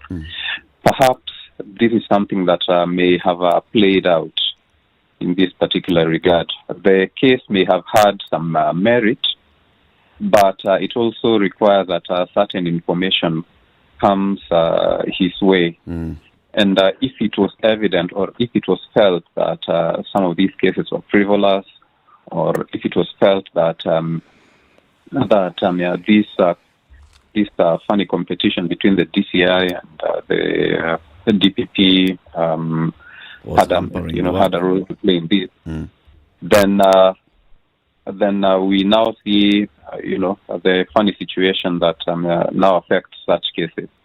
Because now we have a situation where the head of the DCI, who was having these public spats with Nordin Haji, he's no longer an issue. We will be having someone else, and some of these things come up. Thank you, Thomas. Let's hear from James. James, good morning. Good morning, Eric. How you doing? Morning, Du. Good morning, James. Did you let go of Mwalimu? Mwalimu is away this week, taking a break. He'll be back hopefully next week. Very good. My take is very simple. Waswahili husema usilolijua litakusumbua. if you listen to everyone who's calling and all the debates, it's just speculation, filling in time to fill in the gaps. You create your own narrative and all that. The DPP has the power to institute and withdraw at any time based on whatever he feels as the file. Yes. I think what we just need is more detail. Because lack of details just creates opaque situation. Yep. And then leaves people to speculate, was it. And if you can even hear all the previous callers, and some have a very valid point. There is always, maybe it could be, could have been, it was this or this. So, unfortunately, sometimes communication is key, and if you don't communicate and say, I'm withdrawing for the following reasons, 1, 2, 3, 4, it is very difficult to prosecute a case when you don't have an investigating officer or and the investigating officer doesn't give you the full information. Because it will only lead to one thing. It will lead to an acquittal. Yep. Once it leads to an acquittal, it will now lead, like a previous caller talked about, compensation for malicious prosecution, loss of damage, loss of name, blah, blah, blah, blah. This happened to a very close relative of mine. 7 years, was arrested, high-level arrest, taken to court, cameras and all that. 7 years later, investigating officer never came to court. Case was dropped for lack of evidence. So the question is it malice aforethought or is it malice afterthought? Yeah. Because again, also speaking about like you can see what I'm talking about, I'm trying to fill in the gaps because of lack of info. Exactly. So and that's why our question this morning, James, is does the DPP owe Kenyans an explanation on why he's withdrawing these cases?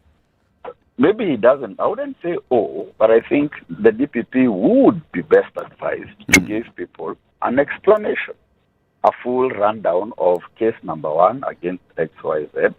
This is what happened. This is what happened. In the course of the prosecution, we came to find out that what we thought was not is.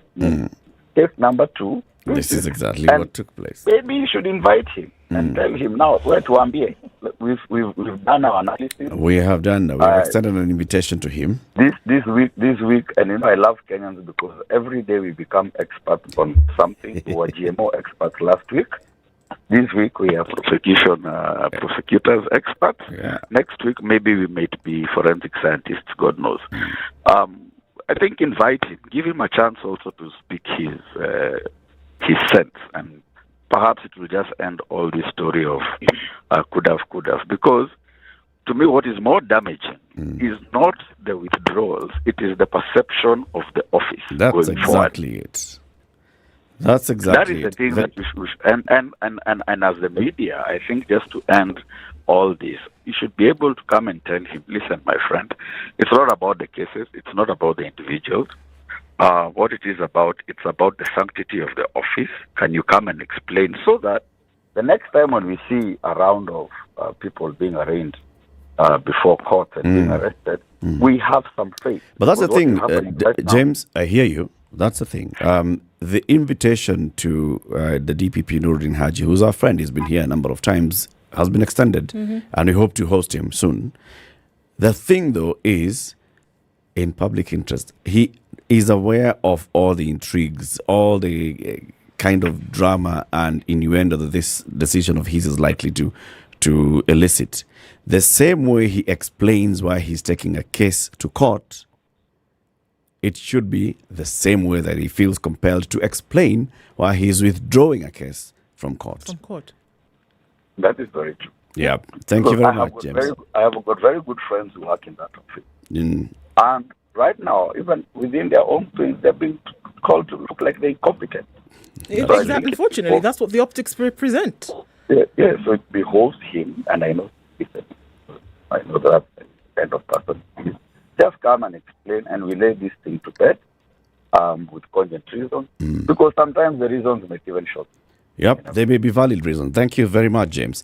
Keep it here for more conversations. This is the Situation Room. It's Kenya's biggest conversation, yes. I think in our conclusion here is, Mr. Haji, please Remove all this political Noise. innuendo Yes. from people's minds. People think that you've been compromised. People think that you have a gun to your head. People think that you are acting all along in concert with certain quarters. Just come out and say, I took a case to court. This is what led me to take the case to court. Then this is what has happened. I have withdrawn, or I am withdrawing these cases because of these reasons. And this and this. And that's it. It's for the sake of Very not simply. just your own integrity, but the integrity of the office of the Director of Public Prosecutions. Indeed. Yeah. So, you are still recruiting people to run Yes, on I the am. 30th of October. Of October, yes, because we've only got 2 days to register. And remember, you can't participate if you don't register, right? And so everybody come out, register for the Standard Chartered Nairobi Marathon taking place on the 30th of October. The virtual race, also the virtual run, takes place from the 23rd until the 30th. You can actually run in Kisumu, you can run in Kakamega, you can run in Mombasa for the virtual run, but you have to, if you're in those areas, but register by the 16th. Okay, but here in the next hour, we talk about the deadly cost of hospital wait times. Could this week's KNH ordeal have been prevented? We speak to the president of the Kenya Medical Association. 8 a.m.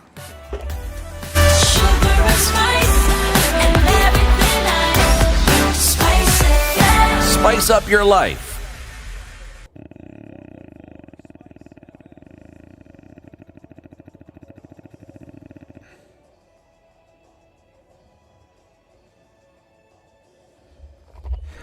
Good morning, this is Newswire. I'm Dennis Aseto.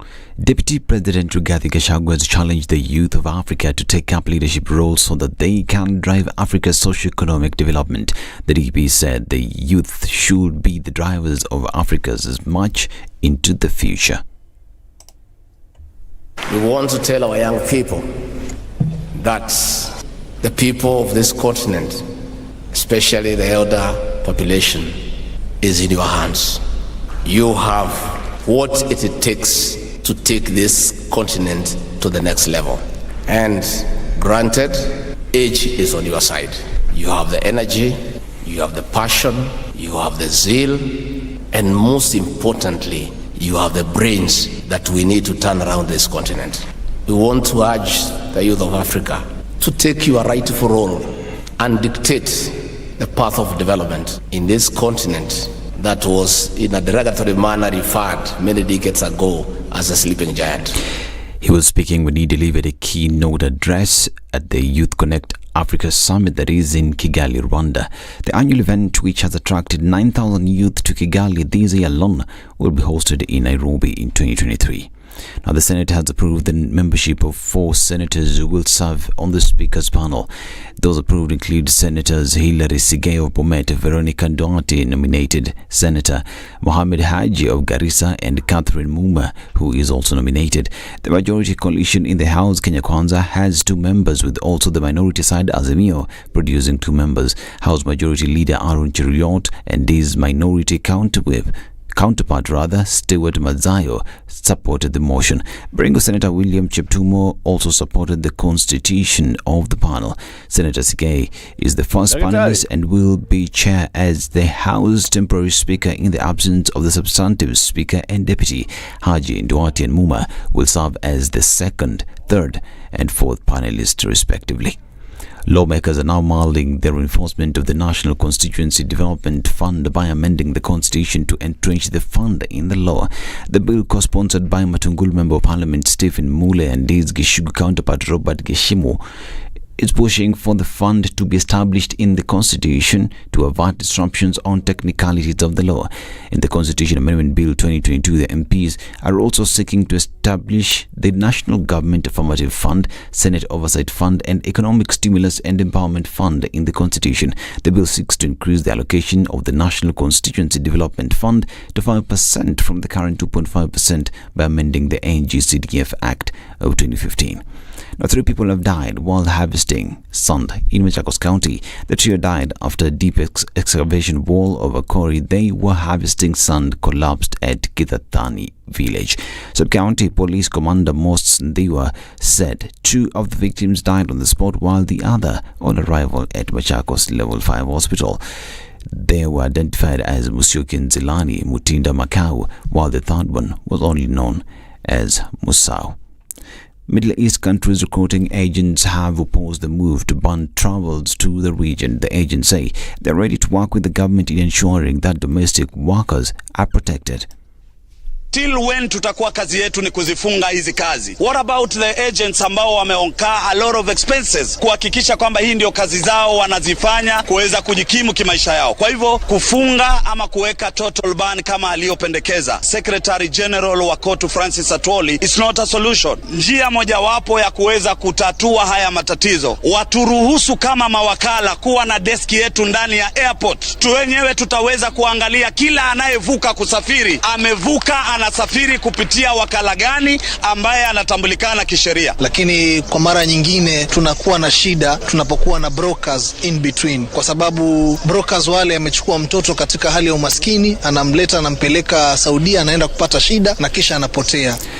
The further said that the agents who've been reported to have ignored clients working in deplorable conditions in the UAE should be investigated and charged. Sisi tumetoa challenge, watuambie ni nani ambaye anapata matatizo na amepigia simu wakala wake na wakala wake akakataa kumsaidia. Most of them wamejigeuza maagent wao wenyewe. Mtu akipelekwa anatafuta njia kule anatengenezea ndugu zake passport, wanawapitisha. They normally come to our offices wakituomba attestation kwamba ninakwenda nimepata kazi online. We want to warn them, even them, very soon we are going to stop doing clearance kwao wao, and we are not going to issue any clearance certificate. This is News. I'm Dennis Aseta. Good morning.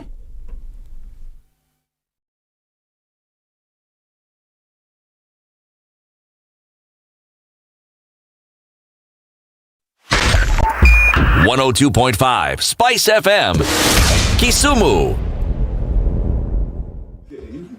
At a few minutes after 8 o'clock, we're looking at traffic still hot and heavy coming into the city. Now is when it's really starting to thump. We're looking at Jogo Road coming into the CBD. Coming off Mombasa Road, that North Airport Road area was still doing the thing, and we're seeing it then connecting to Outer Ring. The thicker superhighway in all its glory now is pumping out traffic in copious amounts. We're also looking at it coming off of Kiambu Road and Limuru Road as well.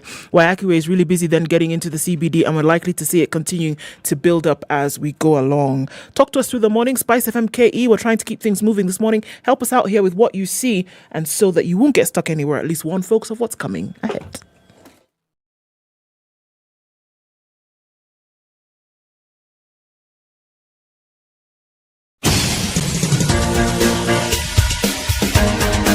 This is the Situation Room, the home of hard-hitting political commentary and penetrating insights about the state of the nation. This is a talk radio experience like no other. The Situation Room, a place for hard truths, debates, and elevated conversations. The Situation Room, witty, political, engaging, deep, controversial. In the room, we have C.T. Muga, researcher, academic, seasoned political observer, a fountain of wisdom in these politically uncertain times. Ndu Oko, Nigerian by birth, Kenyan by choice, communications expert, Pan-Africanist, a truth seeker and believer in people power, and Eric Latif, agent provocateur, the man in the chair, seasoned journalist, news hound, a man who believes in punching up, not down. This is the Situation Room, the only way to start your day. This morning, we are here until 10 a.m. It's the 14th, and today is the day that IPRA does the thing. It'll tell us whether the price of diesel, super petrol, or kerosene will go down, go up, or remain the same, and they'll explain why. We know the fuel subsidy is being slowly and surely withdrawn, especially it was retained in diesel, and the president has indicated this is going. So let's wait for that. Also, we are still celebrating and commemorating the International Day of the Girl Child, because we are supporting what the MasterCard Foundation and partners have been doing in promoting and elevating the position of young people across Africa. Young Africa Works, where they want people to have dignified and fulfilling work. 7 million Kenyan youth by 2020. By 2030, 5 million of them being young women. So we continue celebrating that. Remember, we are giving away 2,000 bob worth of Airtel airtime. Yes. And we are asking a very simple question. How has Airtel money changed your life? For a chance to win 2,000 shillings worth of airtime, tell us the different things that you've been able to do because you have used or received from Airtel money. Okay, let me give you today's proverb. It's from Ivory Coast. It's the final proverb from Ivory Coast. Next week, hopefully when CT is back, he will give us a series of proverbs from another country. Today's proverb: in the village that you don't know, the chickens have teeth. In the village that you don't know, the chickens have teeth. We have a doctor in the studio. He'll tell us whether there's a possibility of the chicken having teeth anywhere in the world. Dr. Simon Kigondu is the president of the Kenya Medical Association. Dr. good morning. Good morning. Good to have you on the show again. Always a pleasure. Always a pleasure to have you and to have the conversations with you. Congratulations first. The last time we spoke, you were Secretary General of the Kenya Medical Association. Yes. Since then, now we understand why you have not even been calling us. You're a busy man. A busy man. I mean, at least a phone call every now and then we would see that, there was some comment but he's presidential now. He's the one with teeth. Access is also limited. And restricted. I've my nature has been curtailed, actually. They told me now that you're president, you got to limit, some of the things that you used to do as a normal Kenyan. Right. And it's interesting, actually, as you go up the ladder, so to speak, then the number of restrictions you get, it's almost like when you speak, you're speaking not for yourself, but people may interpret it to mean that you're speaking for a larger organization. So some of the rules and regulations apply. You're no longer just Dr. Simon Kigondu. Yes. You're now the institution of the president of KMA. Yes. Everything that you do. It's good that you're here because as president of the Kenya Medical Association, you'd like to have this conversation, all right? We saw what happened the other day at the Kenyatta National Hospital, particularly. The case of a child who was playing next to his elder brother, and unfortunately, the elder brother hit him with a fork. Yeah. Fork jembe. It was lodged on his skull. Transferred from Dula village in Thika to Thika level 5, from Thika level 5 to Kenyatta National Hospital. And there, when he was undergoing treatment, he unfortunately passed away. Now, of course, there's a lot of public outcry on this matter. First of all, how long the conversation, how long the mother and the boy were kept waiting at the emergency center before they were attended to. The mother herself, according to a story that was in the Nation yesterday, she said, "My son died because I am poor." And her allegation is, I was kept there waiting, I was told to pay, I was told to look for more money, and people were just walking up and down instead of attending to my child as an emergency case. They just ignored my child and went on with their own business. That's a conversation on social media. Of course, the Kenyatta National Hospital explained the first steps that they were doing on the first day. They said, look, this baby is bleeding profusely. We've got to stop the bleeding. This baby then needs to go into theatre. We've got to go through the procedure of getting into theatre. Later, K&H chairman released a statement explaining what they had done. But they're still out there in the public. How long should somebody with a fork in their skull wait before they go into theatre? Yeah. What is emergency if that is not one? Daktari? Thank you very much, Lati, for those. And I'm very happy that the station takes up what are called matters of public interest. And that's why, after a long time, you've at least have received an invite to the station. And maybe just to start from your proverb. What was your proverb? In the village that you don't know, the chickens have teeth. Yes. So that is very good context in terms of the village that you don't know. A lot of the issues we discuss on media are based on the village that we don't know. So the people who discuss, in quotes, the most would be probably a person who is not in that village. So you have given recommendations for a village which you may not be in. You may be hearing about it. And this brings into context that village called Medicine.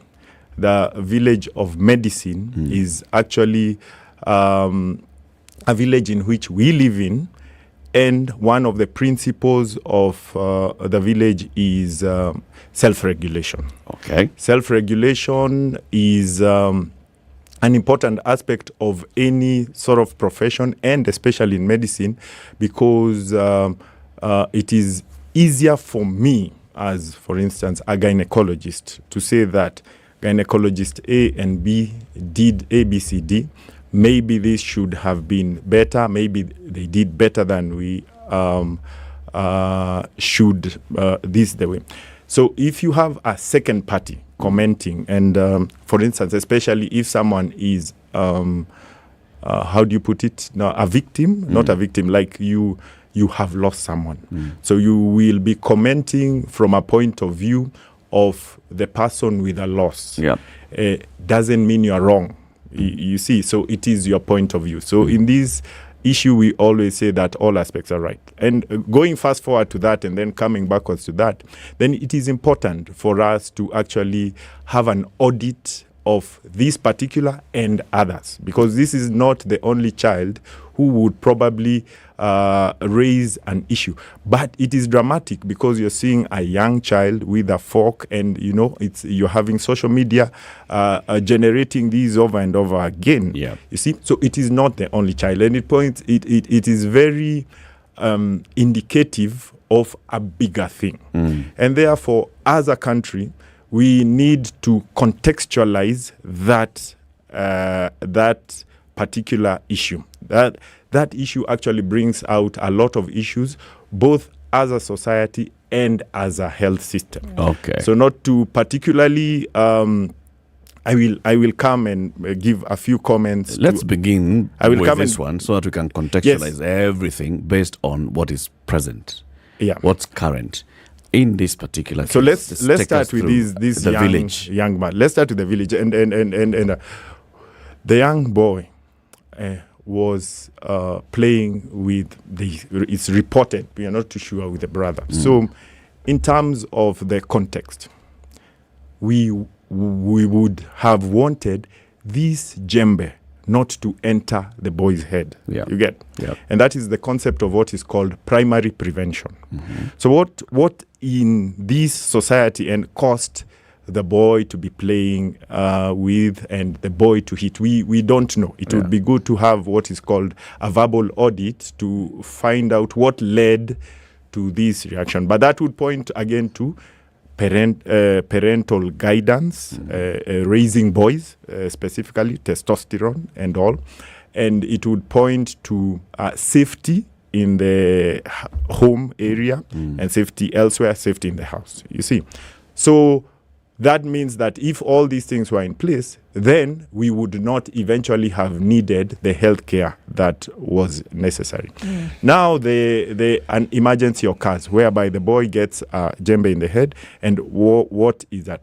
So you want to see what is the system that is in place to take the boy from their home area, or call it an emergency. You say, Jembera, what is in place to take this boy from where they have gotten injured, to where they should get care.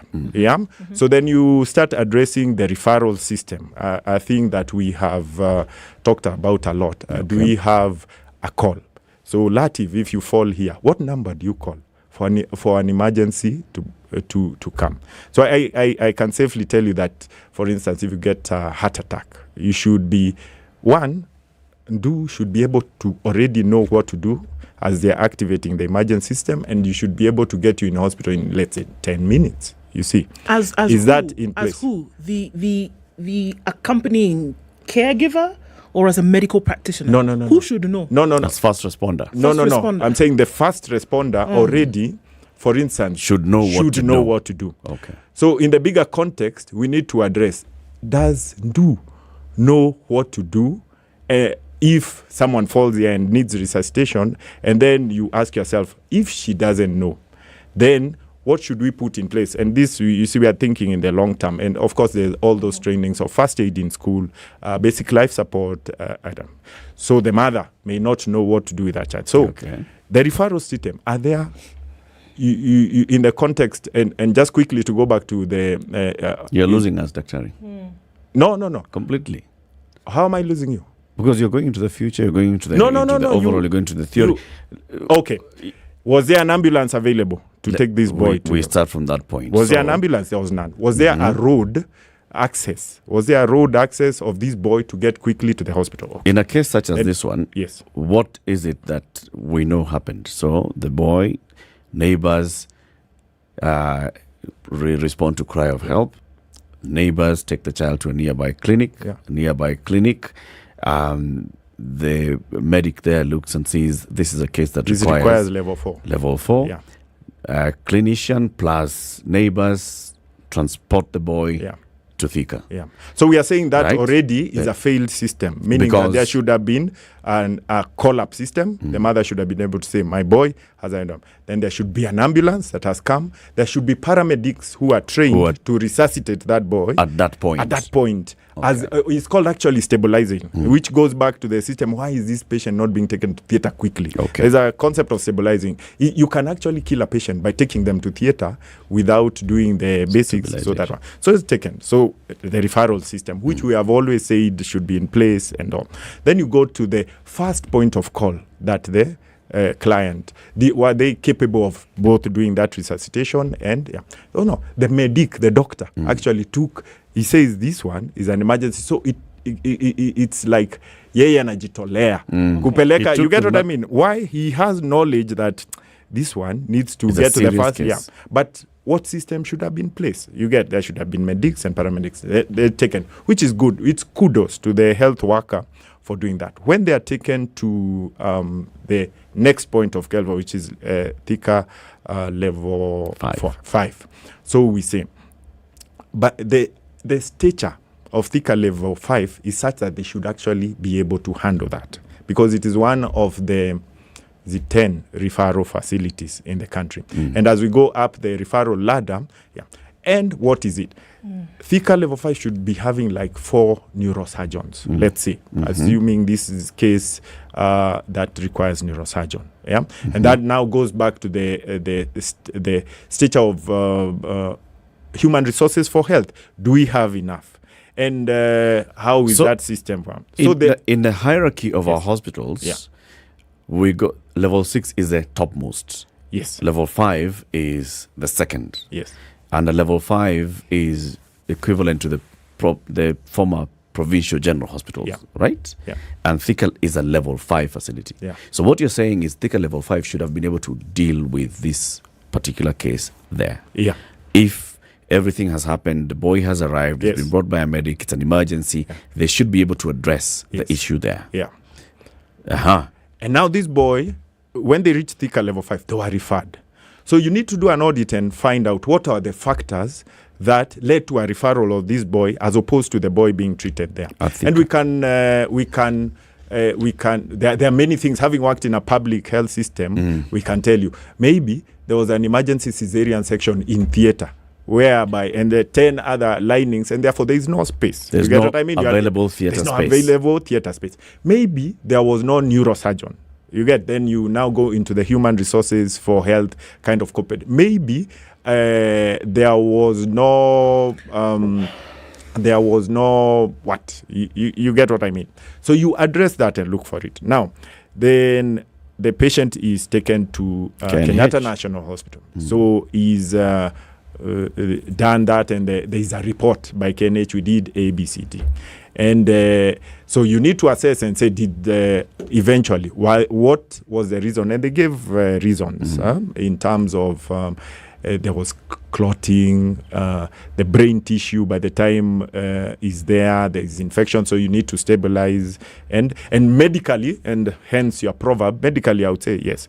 For instance, you can have someone who is really sick, but the anesthetist comes and says the renal function is not good. And therefore we cannot go to theater now until you improve the renal function. Just to give you a quick outline of the medicines given to someone to sleep need to be urinated out for that person to wake up. You get what I mean? So if your kidney has failed and we give you that medicine, essentially we have killed you. It's going to be difficult to wake up. So to stabilize, and there is all this protocol in terms of what is it called? Theater prep. Right. You get what I mean? Preparation of theater and all. So we need to establish, was this what was being done at that particular time? Yeah? And to go that. So for you to get a judgment call on this particular card, you need a very good sort of audit report for you to address all the issues backwards. Dr. If I may just jump in. I can understand what you say for us to be able to make a judgment call because, as callous as it may sound, unfortunately, this life is lost. There's really nothing we can do about it right now. This particular child, right? But there is a lot that can be done for future cases to be able to save a situation. So I think the question that we're asking is, what ought the procedure to be if somebody presents themselves to the accident and emergency units in a national referral hospital, number one, and it is an emergency of this nature? What should the protocol be from step 1 to 2 to 3? Should we be dancing around asking, have you paid the 20,000 shillings? Should we say the first thing, deal with this? It's like you said, are we going to assess a situation? Can we remove? Do we go to surgery immediately? Would this woman be dishonest by saying that she sat in the A&E from Monday night until from Monday evening until early Tuesday morning? So then the question arises, what then was going on? What was happening? And what should be happening in a situation like this? We're talking about future cases here. Correct. Yeah. Correct. And now let me now also fast track you to how do you normally do this? There is something in state called the state coroner. Yeah. And in 2017, the Coroner Service Act, number 18 of 2017 was enacted. But not operationalized fully yet. So that's 2017, which is a lot of the issues that were brought by the Health Service Act. What is the purpose of a state coroner? The purpose of a state coroner is to publish and learn from death. You get? So in essence, the state coroner would actually come in this case, and go through the whole scenario, exactly from where we are saying, from the journey of death, literally. Because the journey of death, for instance, for we as obstetrician gynecologists, is a journey that you start from school. You know the journey of death. The issue of, and this also applies to they're called the 3 delays. You see, the delay at home, the delay in between the journey, and the delay in the institution. Right. So you see, a lot of these we are focusing on. We are saying, is there the third? We are going delay. at the delay. You get what I mean? Institution. Which we are trying to dissect as in that. So if it's established that there are these delays, then the state coroner actually gives recommendations which must be implemented. Now, medics have always given recommendations, but the medics, unfortunately, are blamed for factors they do not control. For instance, if you are a medic, then you diagnose that this patient needs drug X in a public hospital, and the drug is not available. Then the client will come and say, "Ooh, daktari, tupe hii dawa." You get what I mean? Where there is a disconnect between who should. Ideally, the government, let's put it that way. Let's use government as an excuse, so to speak, should have bought the drug. The medic was there, diagnosed, and the drug was not available. So people will generally say, and now to also bring back to this, and you'll see a lot of what is called medic bashing. And let's go back to now one of the pillars of a health system, which is healthcare financing. One of the complaints the mother had was that she was being told to pay at each stage. You see, and this model of healthcare financing is called out of pocket, which in the universal health coverage strategy is what we want to eliminate. Ideally, a person who is sick should appear in a health institution, get treated, and the health, the institution, the monies get paid somehow. You get what I mean? But they should not serve as an obstruction to care. To receiving now, care. several institutions, KNH will say that we do not have adequate budget to cover all these things. So one of their ways of sustainability is charging the patient. So you'll find several people getting charged for whatever. They have defined what needs to be charged, who's to pay what. So healthcare financing is one of actually the barriers to access, because you can hear from her statement that I was being told to pay 200. But now, look at it this way. It is not the doctor charging. You see, it's not the doctor, but for the mother. In the case of an emergency, doc. Yes. In the case of an emergency such as this one, yeah, where does financing and obstruction to accessing care in an emergency, how do they interplay?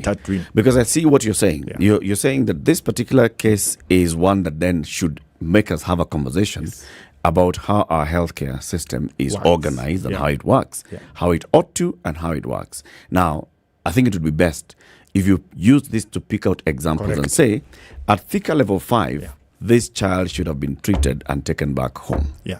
Now, what we know is that Thika level 5 did not do it because it lacked this, and the other. And this should have come from these quarters. Now, we are not talking about that. We are sort of now going back into what we usually discuss on a daily basis, which is what should happen. Yes.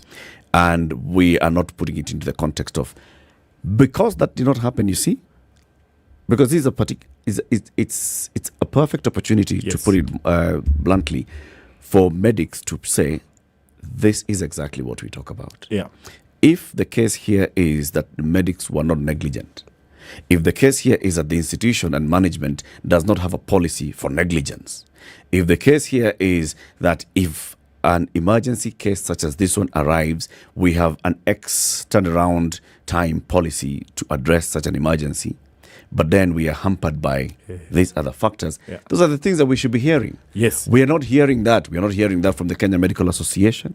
We are not hearing that from the Kenyatta National Hospital. We are not hearing that from the Kiambu County government. You don't want to hear, but they have actually said. You see, when Kenyatta National Hospital produces a statement that you refuse to look and actually say, yes, we agree, ABCD, we don't agree, then you cannot say they are not hearing. But let me just give you, and they could have said it.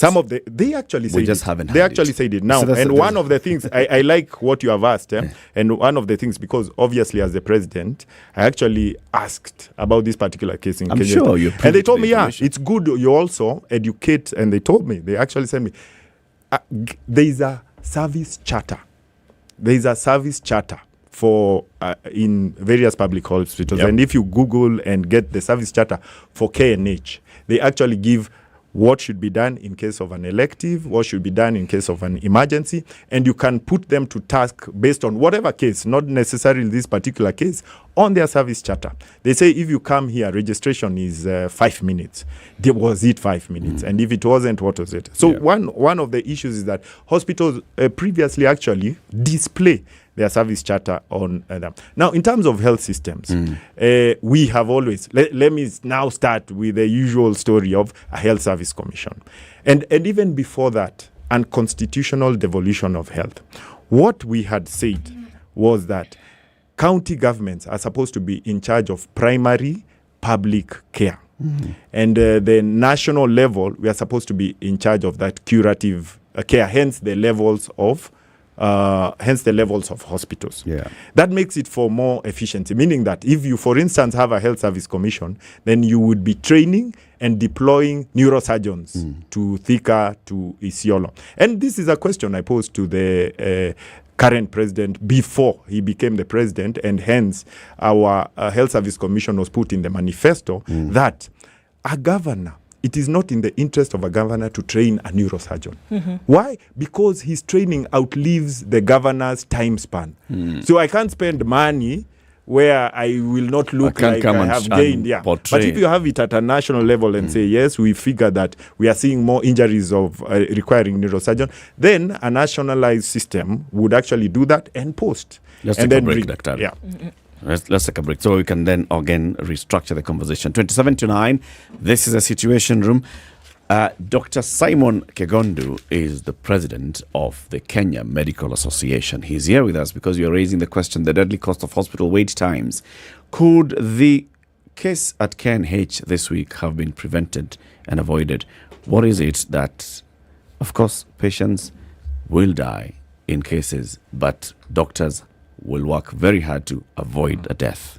So it will be in the inevitable point of death. What preceded it, and how could you have been avoided? That's what we're discussing this morning with Dr. Simon Kigondu, also highlighting, so what are the gaps, what needs to be filled in the gaps that are in our healthcare system. The Room is a place where you get what? The best tech talent.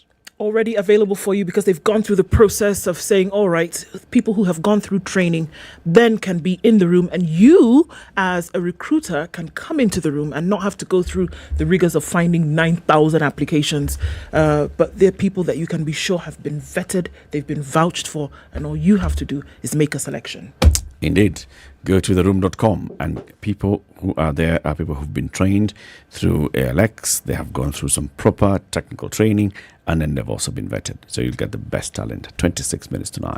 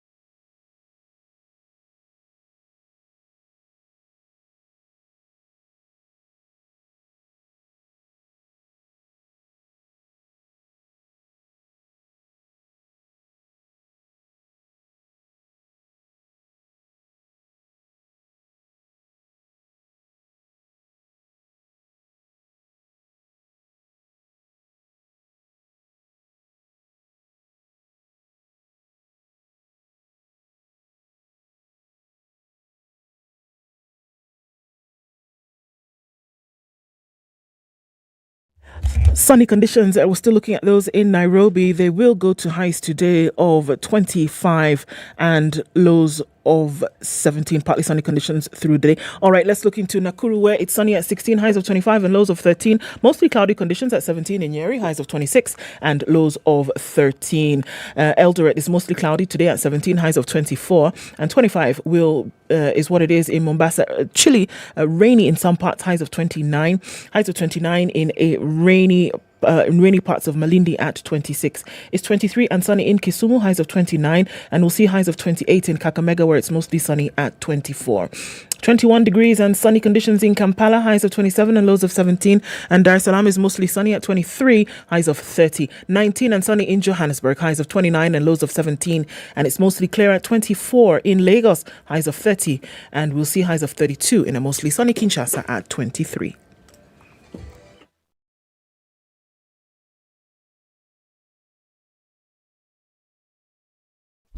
Classic soul, R&B, smooth jazz, neo soul, and nostalgic ballads. Make some noise. Yeah! You're listening to Spice FM. All right, so we're still looking at traffic coming off the Thika Superhighway coming into the city. That's still doing the thing. Coming off Mombasa Road, it's been a while. Just at the Imara Daima Drift, then you're going to go towards General Motors. After that, you should be free as air.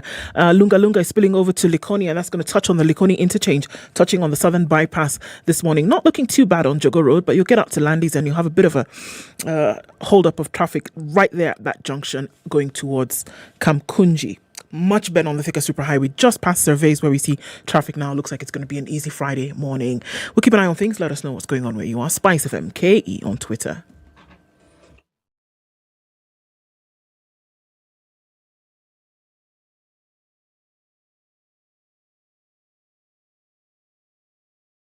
Mature, intelligent talk every morning. Spice up yourself.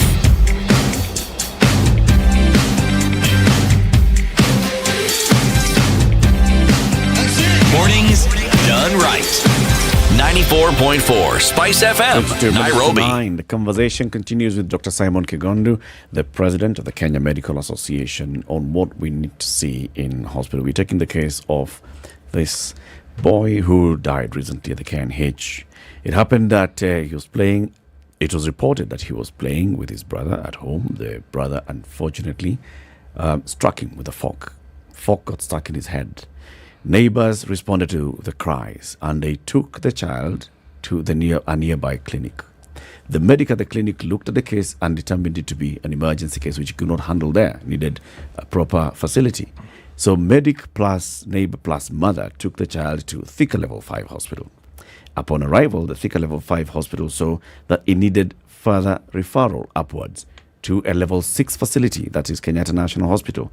So a statement by the chairman of the Board of Management of KNH, George Oko, says that Thika Level 5 requested referral at 3:50 p.m.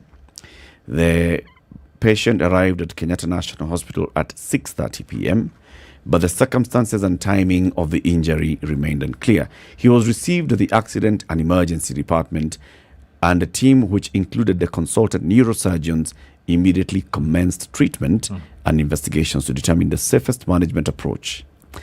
At the KNH Accident and Emergency, the patient was received in the critical care unit for immediate stabilization and surgery. So when you hear immediate, we are assuming around that 6:30, soon thereafter. Neurosurgeons have come in, other medics are there, they're looking at, so what do we do? Clinical examinations and investigations on the patient, including CT scans and a blood test, confirmed penetrating injury into the brain, brain swelling with ongoing bleeding, and possible infection. Additionally, the ability of his blood to clot was impaired, requiring correction before any surgical intervention. A process of correcting the detected anomalies by giving blood products and medication while monitoring the patient's response was immediately commenced. So everything is immediate. So it's within the 6:30, let's say, first 2 hours on this particular day. The patient's condition continued to deteriorate despite the interventions. However, the blood deficit and clotting became acceptable by 8 a.m. the following day, and a decision to proceed with the removal of the foreign object was made. In theatre, the baby died. So we're talking about 6:30 up to 8 a.m. KNH is saying a lot was going on by this time. When did this start appearing on social media, and what were people saying? Those that took a photo of the mother holding the baby were seeing the baby at the accident and emergency, not in intensive care. Those that are saying that they have been here for many hours were seeing them at the accident and emergency, not in intensive care. Yeah.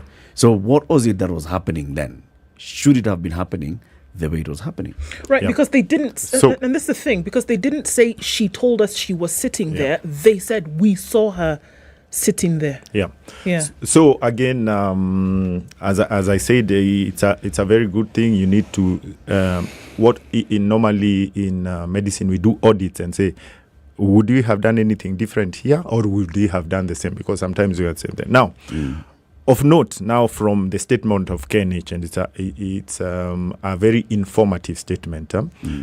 Back to the levels of care. So level 6, as you can see, part of the demonstration is that you will actually find a neurosurgeon in casualty. You get, or even a neurosurgical registrar, which is because it's a teaching hospital. And therefore we go back to Thika Level 5. You will not find neurosurgeon, for instance. You'll find maybe the medical officer who will then refer. So now thinking in future, as we are putting it, we want to transition all hospitals. You really want to upgrade them towards level 6, you get, in terms of that. So that's a good thing, because KNH would be like the only place you'd sort of get a neurosurgeon. You come and find all this. So already, you see the time, the transition, from 2 blood products. Blood, there is now, it's becoming more efficient in terms of blood and blood products. There is a body that you remember the problem with blood. And this particular one is not even blood, it's not whole blood.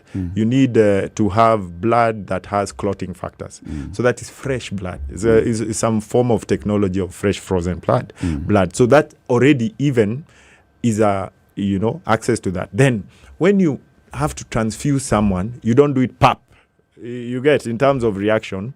So even if we say maybe the baby needed 2 pints, 3 pints, you get, you're calculating, actually, you'd say 8 hours. You get what I mean? Right. Get 8 hours. So even just grouping and cross-match, get that blood. So you see, now we are bringing in some issues that, could lead to, and you cannot, before you give that fresh frozen plasma, clotting and all, you cannot put the patient in theater because you will have killed the baby, and it, you get. You can't take a baby to theater for show.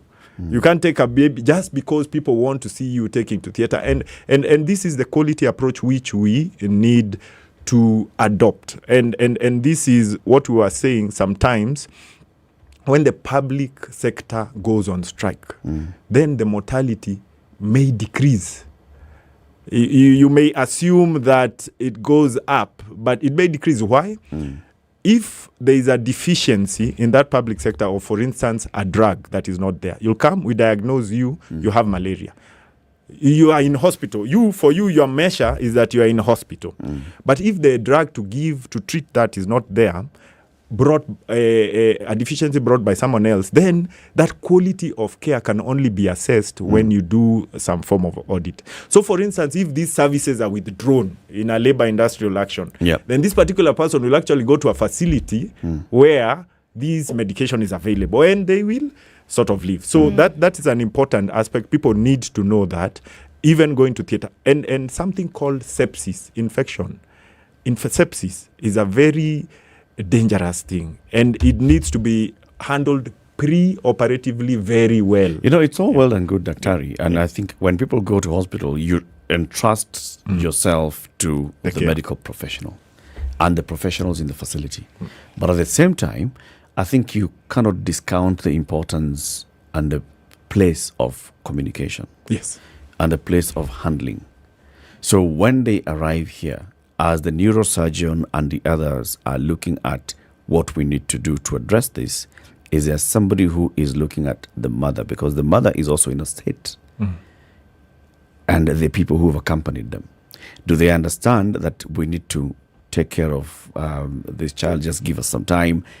Let's see what we are doing. Or when a mother is sitting there and is just with the baby and she's carrying the scans from Thika and she's waiting, and you're told, first of all, go and pay 1,200.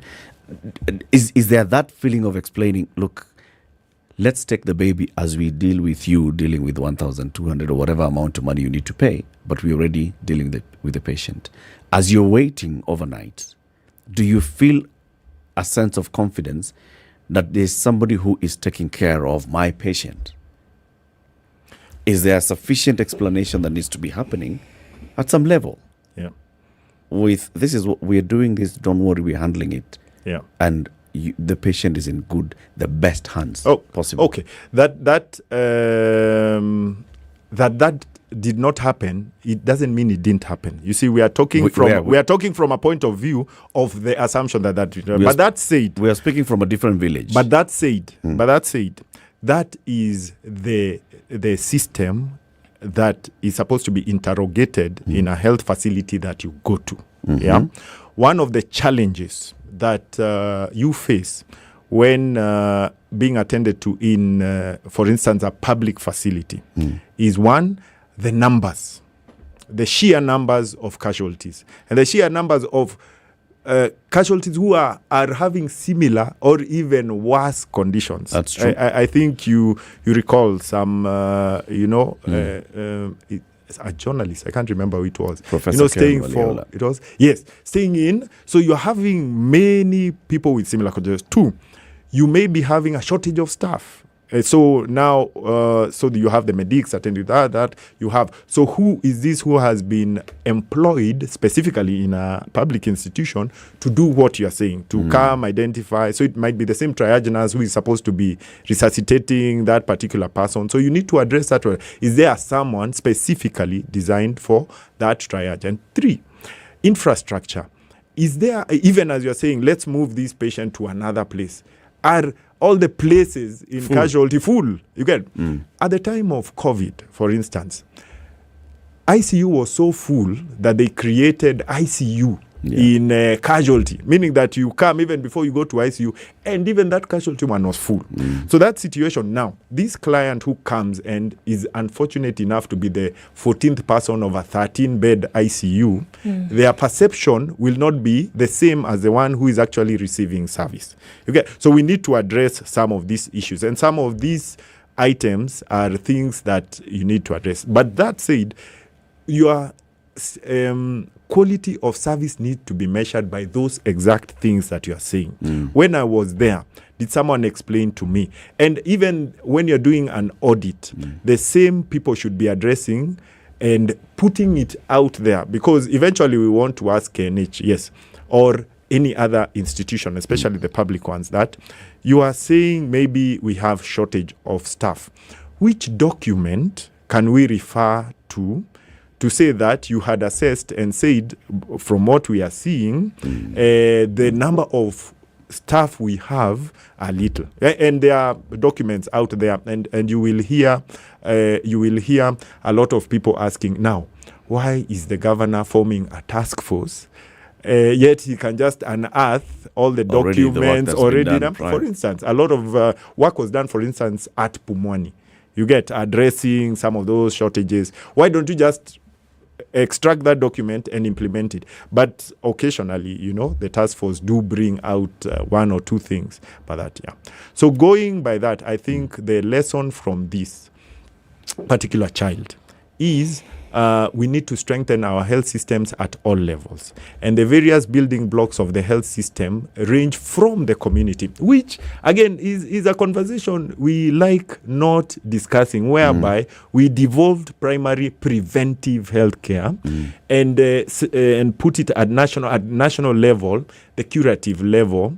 And if that was actually taken the way it was, then we would be having very strong preventive, including that assessing houses for safety, avoiding those those people who used to come and check, have you been immunized, vaccinated? They can even come and say, hey, this area is dangerous. You get what I mean? That prevention is actually underrated in terms of we always go and look at the curative level, and which of course now, when looking at it from a government point of view, it's a source of income. And again, you can see that particular hospital, when you go there, you're asked for what out of pocket. You see, means so. Starting at the community level, awareness on preventive measures, that is safety protocols and all, prevent disease, and then also the first responder protocols should be trained. And this I agree with you. I mean, it's a conversation that everybody keeps having. I mean, what do you do when someone falls down on the street? If one of us fell down here in the studio right now as we speak, well, you're a doctor, you know what to do. Probably, I'm saying probably. Actually, I'll need to come and assess your occupational health policy, and if I come here last, so just so everybody just knowing what to do in places, all right, and even a policy by the institution that everyone knows that if this happens, for instance, even if she knows how to resuscitate, how will the ambulance come? Is there someone pressing a button somewhere? Yeah, those ones in place. And then at the facilities themselves, what needs to be done in this particular case? So baby has gone to the first facility. It's a private facility in the local town. Of course, there's no ambulance service in what's the village called? Ndula. In Ndula, there's no ambulance. Ndula is in which county? Thika. It's in Kiambu County. County. It's in Kiambu County. Okay. All right. So those things. So an emergency. So do you call for an ambulance? Do you get an ambulance? He's a medic who knew I'm not going to get an ambulance. Put them in a car. Yeah, he's on the ground. Let me offer you the solace of knowing that you have not been abandoned. But as we are addressing that point, you remember Dr. Alfred Mutua actually had functional ambulances which could come to your place in 7 minutes. Yep. You get. We haven't talked about, the hospital and treatment and stuff. We are actually saying that in earlier days of Machakos County, if you died, they actually established 7 minutes, and they gave that as their service charter. So can you learn from that across, and you escalate it? All escalate. What could have changed if, for example, there was an ambulance at Ndula that's transferred this boy from Ndula to Thika level 5? You reach hospital earlier. Now, the evolution of sepsis is that the longer you wait, the more infection, the worse the infection it is. Yeah. So anyone who is injured, if for instance you get injured and you clean with spirit and all, you are more likely to survive than the guy who has mud going on, is still going on, the more bacteria, blah, blah, blah. Yeah. The sepsis is worse. So there is a time So an factor. ambulance and presence And of people paramedics. who know, what to do. Presence of paramedics could have helped. Yes. Arrival of thicker level 5. Institution definitive management quickly would have helped again. You see now again that write a referral note, put in an ambulance, take to KNH, go and assess again. You get what I mean? Right. So if we use time as a factor of survival, then you are saying that you really need to strengthen the lowest level to do the highest level of care. You get? So even as a society, as you are growing, you should be devolving quality healthcare. You know, our mindset should not be referring. You should at the lowest level, you should get the highest possible quality of care. And over the years, health centers have actually been upgraded to hospitals. I'll give you an example. One of the places that I operate in is called Kisumu Sub-County Hospital. The signboard outside is Kisumu Health Center. You get it right? Because for years, it was always a health center. So what made it a level 3 facility, level 4 facility? One, they built a theater. You see, and therefore with the theater, then mothers who are coming to deliver can deliver there. And those who complicate can be operated there. What was it before? It was they come assess you. If you look like you are a mother who cannot, you might give us problems, we refer you to the higher level, which is Maragua, Muranga. You get what I mean? How many kilometers away? Like 11 kilometers away. You get. So now when they upgraded it, then you just look at the service delivery from we do like 100 deliveries a month from 0. You get, or 2, which they are saying these are, you get the point. So as a society grows, you need to devolve. And I'm the first gynecologist in that place. You get what I mean? Because Muranga County had a strategic plan of training and deploying. So what do you go there? You go there and bring administrative expertise, leadership and governance, which is the first building block of the health system. You get? And now, as we speak, there is a fully fledged hospital, because it was only maternity that was able to being built, and it will be finished in April. So that community now will not have to go to Maragua and Muranga. And they are very happy to be near home and where they can get assisted. So that is the vision for healthcare, for quality healthcare. Now, the other vision that we need to address is the economy part. You know, that it keeps ringing, that mother that she was asked for money. I mean, we are also, in quote, victims of being asked for out of pocket. You have paid your NHIF. Then you go, you're told, this one has covered only consultancy. Now, you need an operation? No. You go do a harambe. You say, what is that? You get, so we should enter with a card. You come, you have your appendix removed, or that particular, and something that has been pre-thought of is paid taken off. care of. Can I ask a quick question? Yes. If the things that you're prescribing, if they were working in tandem and this machine was working as it ought to be, would Travis have been saved? And let's look at the chain of events from Dula to the dispensary where they went after the accident. From the dispensary, then to the owner of the pharmacy who now took them to thicker level 5. Then from thicker level 5 to KNH. Just looking at how things happened. If at thicker level 5 he had been attended to, or if there was a quicker mode of transport, would he have been saved? So you wanted a perfect health system so that you're not looking for... Not even perfect, Dr. Just something that as was in a more advanced system, so that you're not looking at something to blame for the death of that child. I'm just using the reverse and said, if that child died at the first place where they were operated on, but they had been taken to theater, transfused that, then I said this injury was so severe that no matter what, we That would the- not the- have saved that child. The best You get- efforts. Yes, the best effort at the best, quickest possible time was employed. Yeah. So if that was done and the baby died, then you say, then the impact of this disease, the impact of the condition of the injury, the blow, was such that they were going to die anyway. You see, but now we cannot say that because the child lived for very long. Did you see? I mean, the child didn't die immediately. Was hit. Yeah. You get what I mean? Yeah. And this is So we should have improved the chances of survival by making sure that things are happening at lower levels. at the lowest possible level. You should get the highest possible quality of care, and that should be your aim. So that when we as doctors are asking for doctors to be employed, then you know the reason. We are looking for highest quality of care.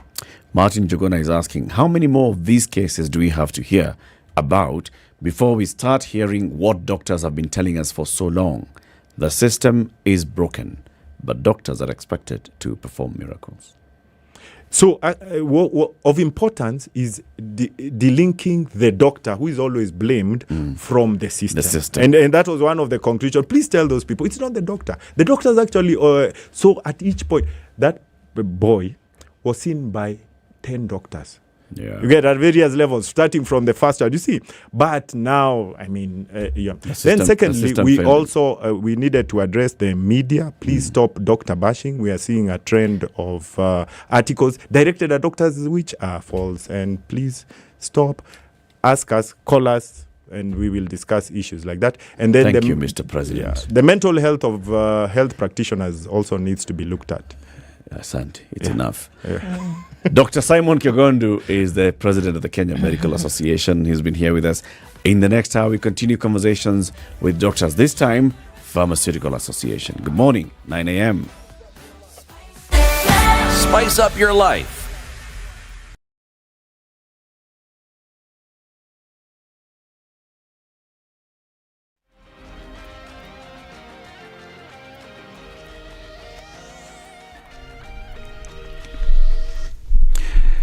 Good morning, this is Newswire. I'm Dennis Aseto. A bodyguard attached to Ida Odinga, the wife of opposition leader Raila Odinga, has been shot dead today by unknown assailants in Kisumu. Reports indicate that Barak Jira was shot dead at his home in Riyadh, Kisumu, West Sub-County at around 5 a.m. Nyanza Regional Police Boss Karanja Mwiruri confirmed the incident, saying a probe is underway to establish the circumstances under which the aide was killed. The body of the security guard has since been moved to Jaramogi Oginga Odinga Teaching and Referral Hospital mortuary as investigations into the incident continue. And the Public Service Commission has clarified that the advert for the position of Chief Administrative Secretary is still open and interested persons are encouraged to apply. This is despite the Employment and Labour Relations Court order against the establishment of the position under the Public Service. The Commission CEO, Dr. Simon Rotich, said qualified Kenyans have until October 27th to submit their applications to the Commission for consideration after they established the position following a successful public participation that closed on October 6th. The Law Society of Kenya moved to court to challenge the establishment of the position, a matter that is set for hearing on October 24th this year. And Raila Odinga's lawyer Paul Mwangi has filed a suit to block the cabinet decision on the importation of genetically modified organisms in the country. In the petition, Odinga's advocate claimed that the lift on the 10-year ban on GMOs was unconstitutional and a threat to food security in the country. The petition comes just days after Azimio la Umoja One Kenya Tobras Raila Odinga and Kalonzo Musyoka opposed the lifting of the ban on GMO imports into the country.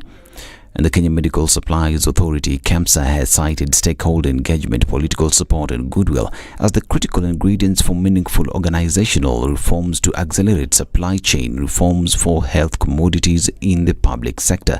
Speaking in Lusaka, Zambia, KEMSA CEO Terry Ramadhani said political goodwill in Kenya in recent times has facilitated reforms at the National Health Commodities Supply Chain Organization. She said without political goodwill in the national and county levels, KEMSA would not have managed to achieve the last mile delivery of health commodities worth more than 27 billion shillings to more than 8,700 health facilities in the last financial year.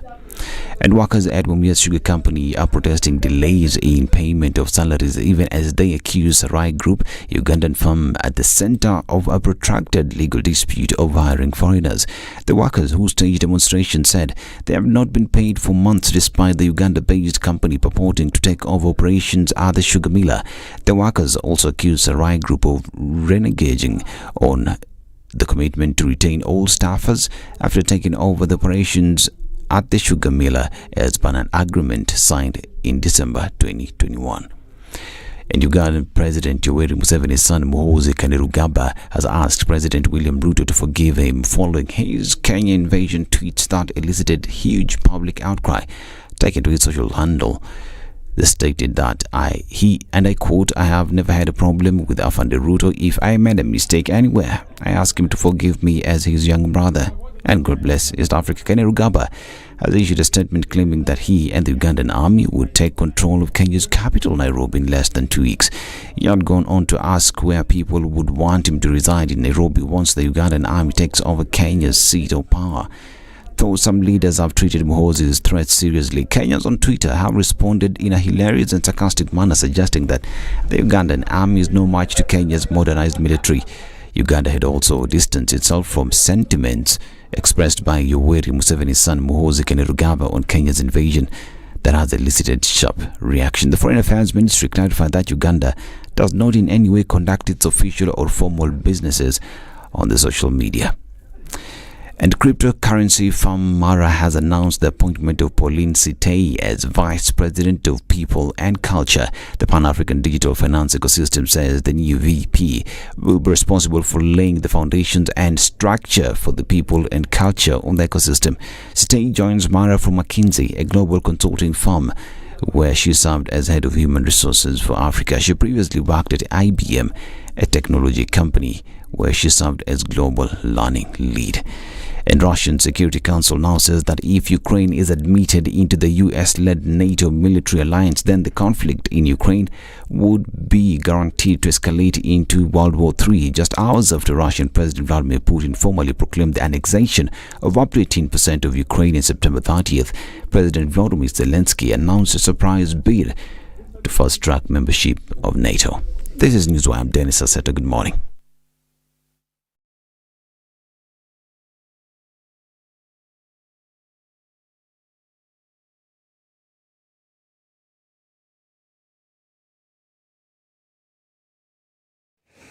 Few minutes after 8, and we've done very well. Traffic today is not as crazy. We're probably seeing more outbound traffic than inbound to the city today. Coming off a Thika Superhighway will not give you that headache that it's been doing the whole week. And looking much better as you're coming in from Westlands. Langata Road packed up a while ago, but then now we're just seeing the last bits of it on Aerodrome, heading out into the city and then towards that Uhuru Highway out towards Haile Selassie. It's pretty busy, but it'll keep being that way for some time. We'll keep an eye on things and see how it opens up at about 9:30. SpiceFM KE on Twitter. Talk to us there and keep things moving.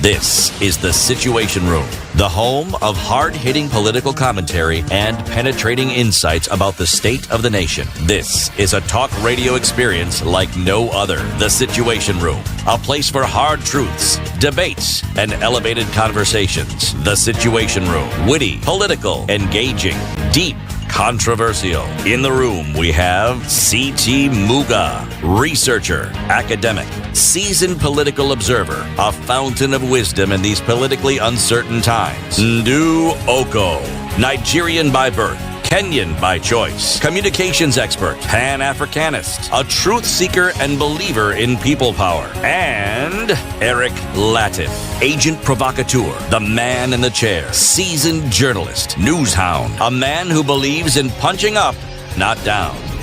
This is the 7 situation. minutes after 9. Good morning. Welcome to the final hour of Kenya's biggest conversation. Have you recruited? You haven't recruited anyone today? No, not in the public, but there are people talking to me. On the side? They're seeing me. People DMing you. Or you're DMing people to start running. We've got 2 days to go. I'm really working on it. It looks like I'm making sure that, by the 16th, all my people in Standard Chartered Nairobi Marathon is happening on the 30th of October. There's a virtual run that's taking place between the 23rd and the 30th. So if you can't make it for the physical run on the 30th, we're saying do something between the 23rd and the 30th, log your times on the Strava app, and then get onto the leaderboard. And then as folks, catch up on the 30th, register. You must register by the 16th. For purposes of clarification, the 16th is Sunday. So by midnight Sunday, you should have done the deed. Please now. Okay. I resort to begging. Okay. NairobiMarathon.com. That's where you can register. And if you don't have airtime or you're not able to access the internet to register on NairobiMarathon.com, we are giving away 2,000 bob worth of airtime, which you can then use on Airtel Money and purchase data because Airtel has 4G coverage countrywide. Go to our social media pages and you'll find a question. How has Airtel Money changed your life? You stand a chance of winning the 2,000 bob worth of airtime. We'll announce the winner in about 42 minutes' time. Okay. Try 52. No, I don't want to do 52. Oh, you want to do 42? I want to do it earlier. Okay, sir. 10-2. Whatever you like. We'll allow you. It's Friday after all. Yes. Okay. Let me give you today's proverb. The day's proverb is from Ivory Coast. In the village that you don't know, the chickens have teeth. In the village that you don't know, the chickens have teeth. We had a doctor, the president of the KMA earlier, and he was telling us, you see, is exactly it. You people are not doctors. You don't know anything. You don't know nothing. You don't know nothing. That's a village that we are the ones who know. So we have another doctor in the studio. Dr. Jack Kileba is representing the Kenya Association of the Pharmaceutical Industry. He's here with us in the studio. Good morning, Daktari. Good morning, Eric. Thanks for having me. Karibu sana. That's the hot seat of the Situation Room. Yeah, quite a situation here. Yeah. Yes. No, it's peace-loving, and we look at having good camaraderie when doctors are in the room. We look at how we can then get free service because free services because the way things are going. Or you go to a hospital and you know a doctor, so you call in advance. Daktari.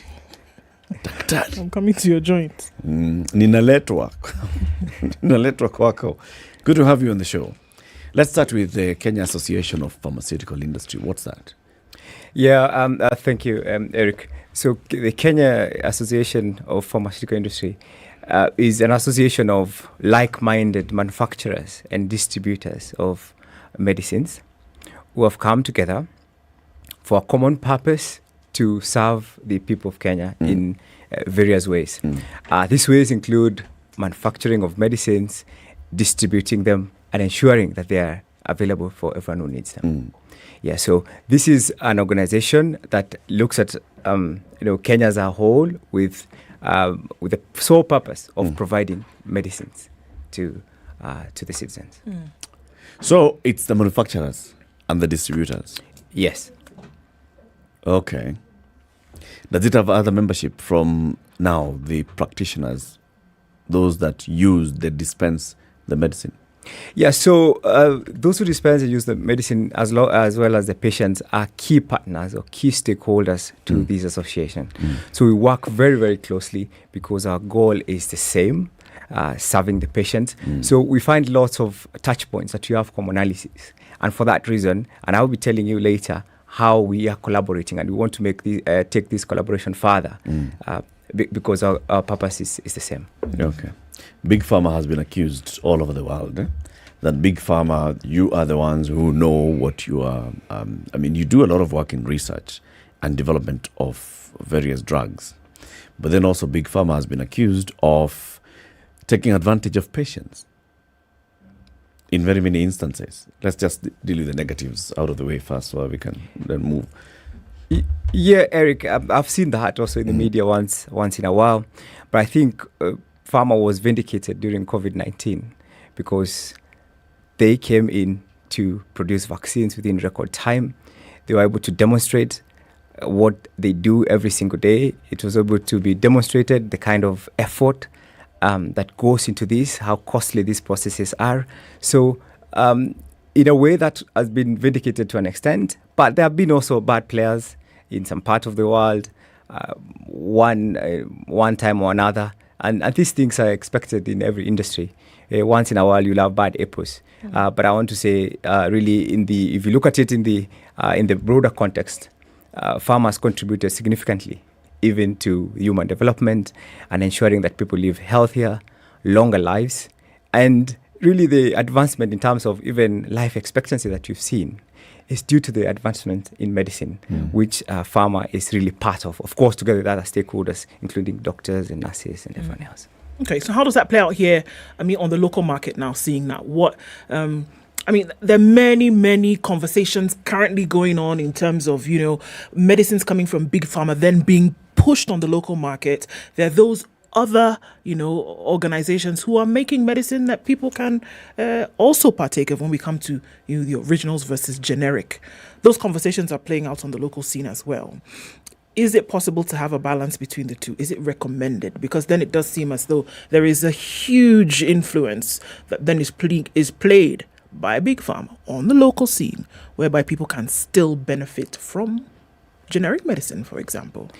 Yeah, absolutely. I think no one really opposes that. I think it is good for our country as an industry, as a pharma industry as a whole. I think there's room for everyone because what I can understand is, or make you understand is how this how the process of getting medicine to the patients comes about. One is the intense research that goes into it to produce a new molecule. So really, usually the innovator companies are the ones who do this because it's really heavy investment that goes into this, and the failure rate is very, very high. For every one molecule that succeeds, 99 others have failed. And there's investment that goes into those 99 others that have failed. So usually the arrangement that is in the industry globally is a process where the innovator makes the original, but then after a certain time, then this is opened up for all the generics to come in. So there's really no problem at all. There's a room for everyone. Okay. The conversation at hand at the moment, though, is that there has been the use of persuasion, let's call it that.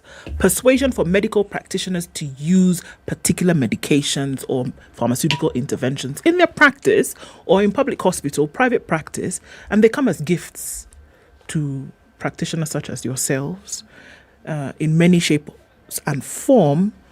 And then the use of them is proliferated by virtue of the fact that these gifts have come. It's known. I think it's a global phenomenon. It happens. It happens everywhere.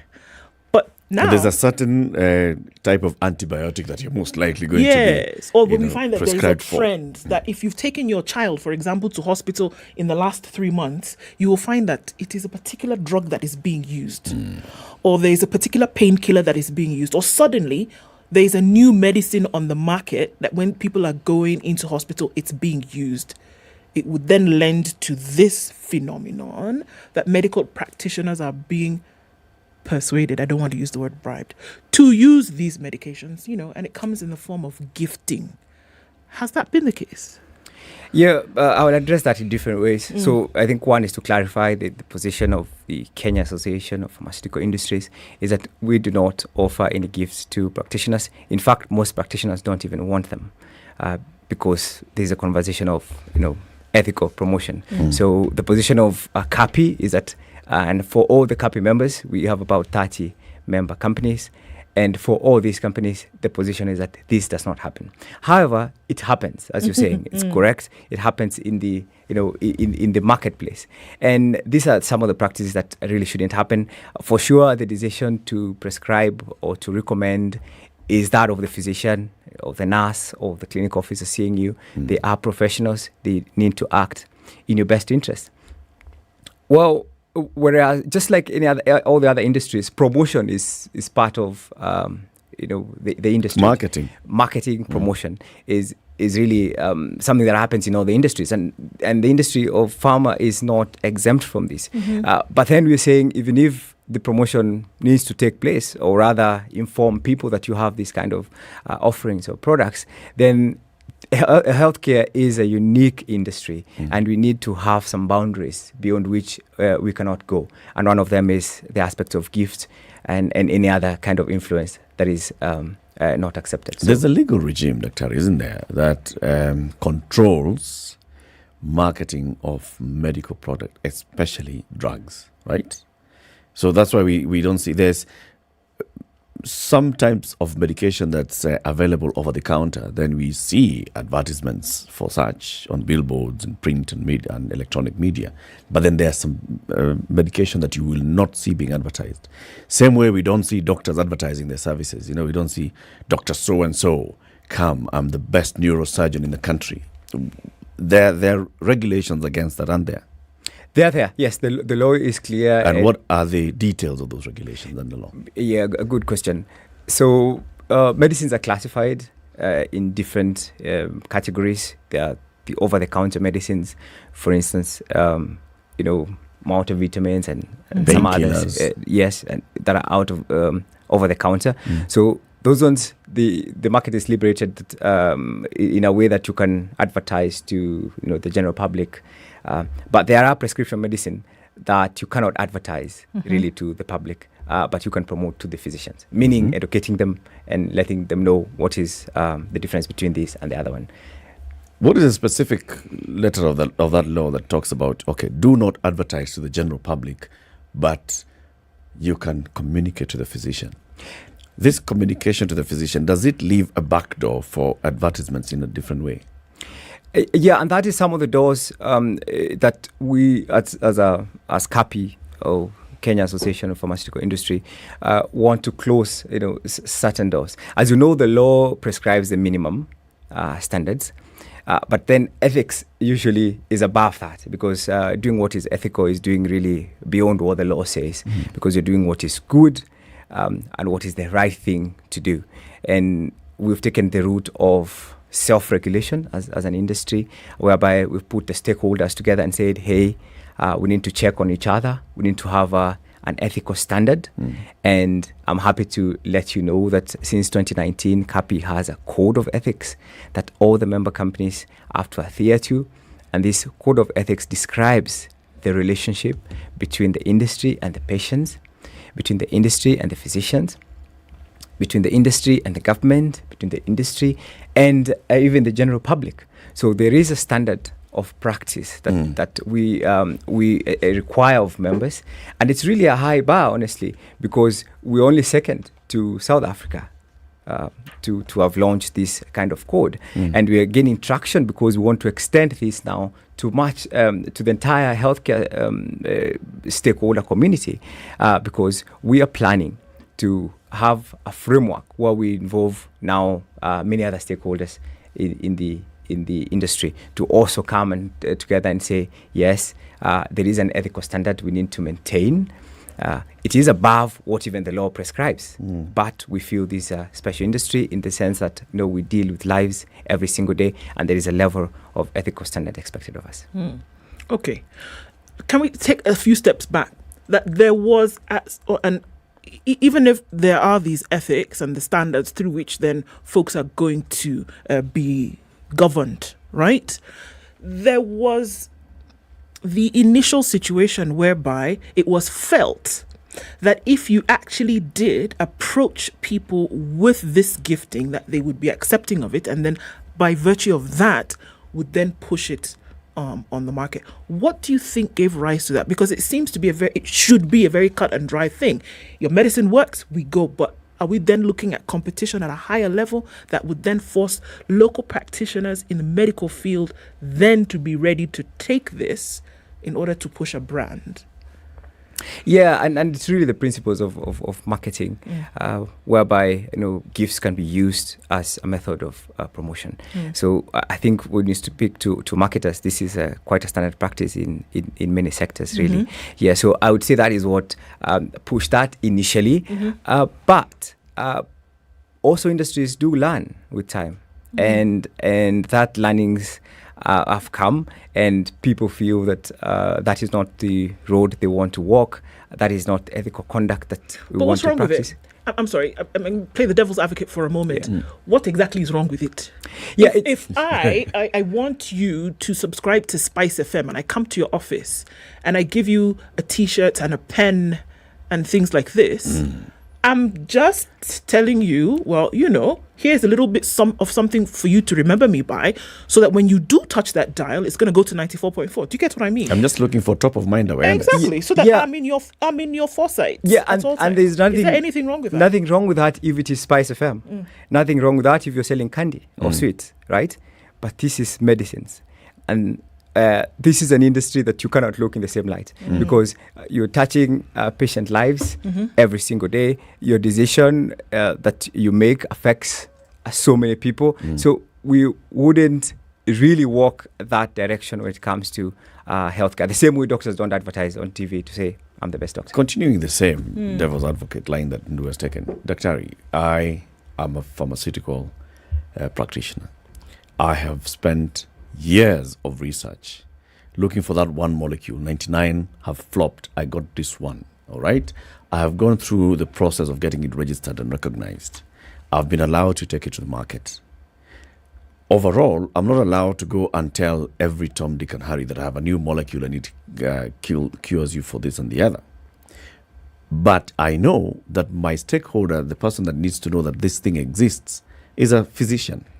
That physician who makes a decision on the prescription and the method of treatment will make a prescription based on what they know. How do I get them to know that there is this new product in the market and this is what it's good for and these are the dangers? How do I get them to know? Yeah, and that is what we do every day. So the members of CAPI, or Kenya Association of Pharmaceutical Industry, take a lot of time speaking with practitioners, educating them regarding the uses of the medicines they make, the safe use of the medicine, the side effects, so that they watch out for them, so that also patients are warned of certain side effects, because medicines do have side effects, so that when they notice this, then they report to their doctor. So we spend lots of time educating physicians doing all these things. And really the spend we could use in gifts, then that is the spend we transfer to actual meaningful education activities, and this is what we're focusing.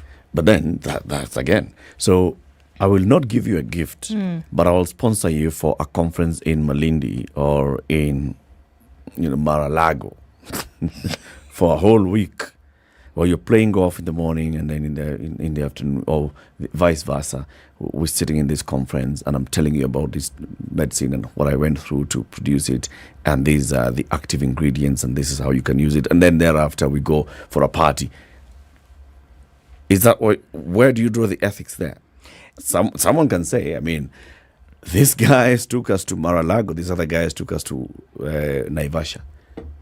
And who's going to be top of mind? Yeah, thank you for bringing that up, Eric. But the members of CAPI do not do that. So, and it's good you bring it out, because we spell out what you've described. You don't sponsor conferences out of town.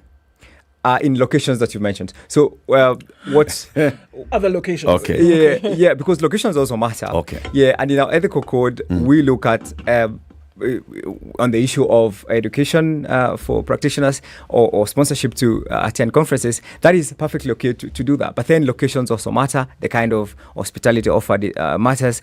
So we believe that it is education. Does this code of practice put a cap on how much you can spend per physician in a sponsorship? Because that then would say, I mean, you can't take someone to Bora Bora for a week. So maybe putting the spend cap may not be the most appropriate way, because that's a bit limiting. And as you understand, different towns, even in our country, different time, the costs are different in different towns. So it could be really difficult to do that. But we've put the principles, the guiding principles, because ethics, again, really has to be thinking about what is good and what is right. And it's not much of prescription really specifically, but giving the guidelines that allow us to do these things in ways that leave the autonomy of the physicians. And all this, we're doing all this for the interest of the patient, Eric. Okay. So it's about the patient's safety at the end of the day. We want the patient to receive. So what are the controls? Yeah, there's a code of practice that you've said, yes, has been developed by the industry, being spearheaded by CAPI. Now you want to spread it further to cover other stakeholders in the healthcare space, all right?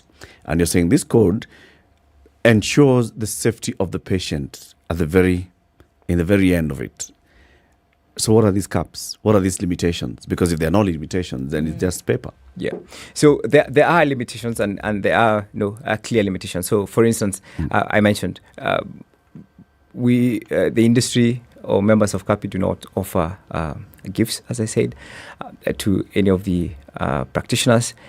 We do not hold meetings or sponsor meetings in locations that are deemed to be luxurious or... And by gifts, what do we mean? No notebooks, no pens, no calendars, any forms no of branded merchandise? Absolutely. We see this in all hospitals that we've gone to, Bwana. Yeah, you may have seen them, but probably they didn't come from members of this association. Because some the association, of these ones are from very big organizations, global ones, Bwana. Yeah, or maybe you have operating seen in it, Kenya, Bwana. Maybe you've seen them in the past, because I mentioned it's 2019 when this code came into force. So probably previously you may have seen them, but today you will not see this because of the ethical code. As I said, the ethical code also describes how we even carry out trials, because that's also an important area. Ethical conduct of trials, ensuring we respect patients. It also talks about how we interact with patient organizations in an ethical way, and of course ensuring autonomy of patients. It talks about how we conduct educational meetings and conferences that you mentioned, to ensure that these are not seen as incentives, but rather as educational for educational purposes. And practitioners like this because it gives them autonomy and they can make decisions without pressure from any side. And now that you mentioned that we want to extend this further, is that we are working and in the course of this month, between 26th and 27th of this month, CAPI, in collaboration with the International Federation of Pharmaceutical Manufacturers and Association, it's called IFPMA, will be holding a big conference in Nairobi on those dates. And the purpose is to discuss, one is to discuss the ethical standards in the pharma industry and how we can lift them further. And then the second day is to sign a landmark collaboration consensus framework, the first one in Africa, I must say, to put all stakeholders. So with pharma on one side, there's the hospital associations on the other side, there's the professional associations, meaning doctors, nurses, clinical officers, and all practitioners, putting them in one table. And of course, also having oversight from other independent bodies and also representing the voice of the patient to come together and say, ladies and gentlemen, can we in Kenya have a common language when it comes to ethical practice? Because we do not need to wait for things to go terribly wrong or to read what we see in news in some other countries. Unfortunately, even the quality of medicines in some countries where patients have been harmed, including children, then we don't want to get there. Then we say, oh, now can we have something? No. We want to do this proactively, get the entire healthcare industry together and say, can we have a common language of ethical practice for the sake of patient safety? Okay. It's a good initiative that you're taking. We'll question why you're taking it in a bit. It's 9:30. Daktari. Dr. Jack Kileba is from the Kenya Association of Pharmaceutical Industry. We're talking about promoting ethical conduct. And there's a code of practice that's been developed by CAPI that is now being spread and being sensitized to other players in the sector on how best to make sure that you protect the health of patients and you operate ethically. Why medics are rejecting gifts from medical suppliers. Doctor, yesterday we had a conversation here with a man called Peter Maina. He's the general manager of The Room. The Room is this place where you find techies, okay? Globally, there's a shortage of techies. You've heard recently companies such as Google and Microsoft are basing their operations out of Kenya, and they are looking at the best techies. There are people who have gone through university, they have graduated with computer science and such related degrees, and then they do not have the actual market experience.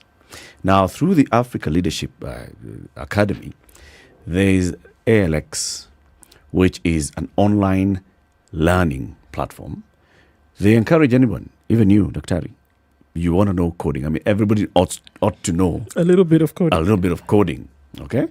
You go, you sign up. It's free on alxafrica.com. You go through a course, maybe a year and a half or so, and at the end of it, you qualify as a techie.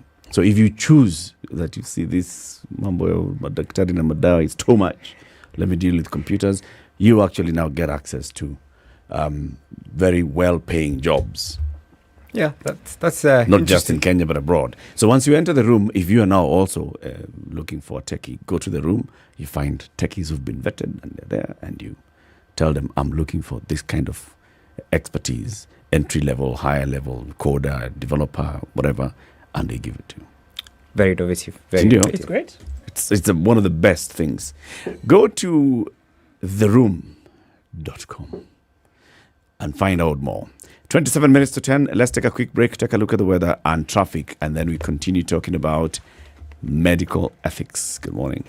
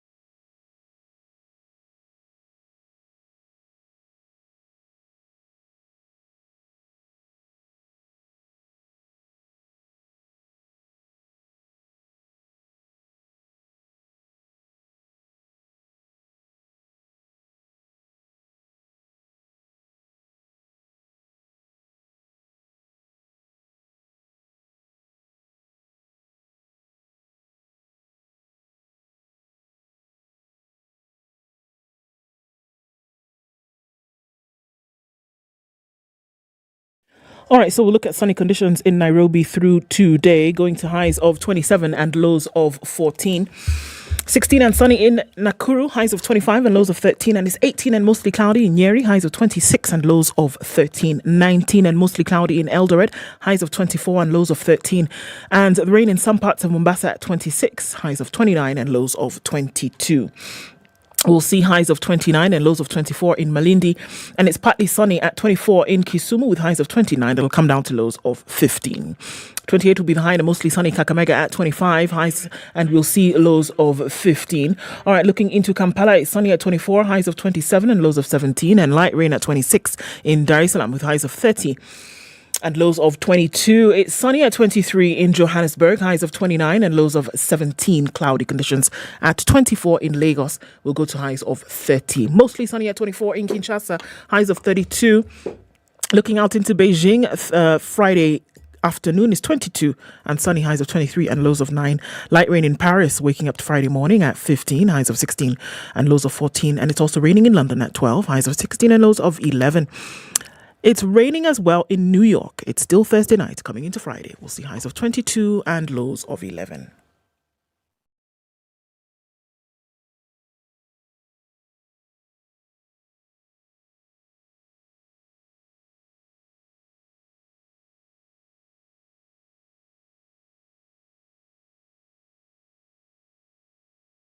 We haven't had too much of a blinking issue with traffic this morning, looking a lot better throughout today. Coming off of Thika Superhighway, much better now.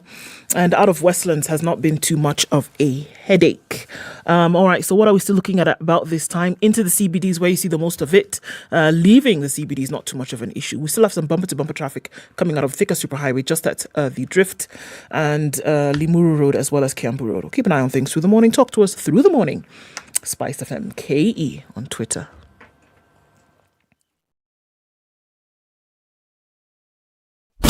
Classic soul, R&B, smooth jazz, neo soul, and nostalgic ballads. Make some noise. Yeah! You're listening to Spice FM. Mature, intelligent talk every morning.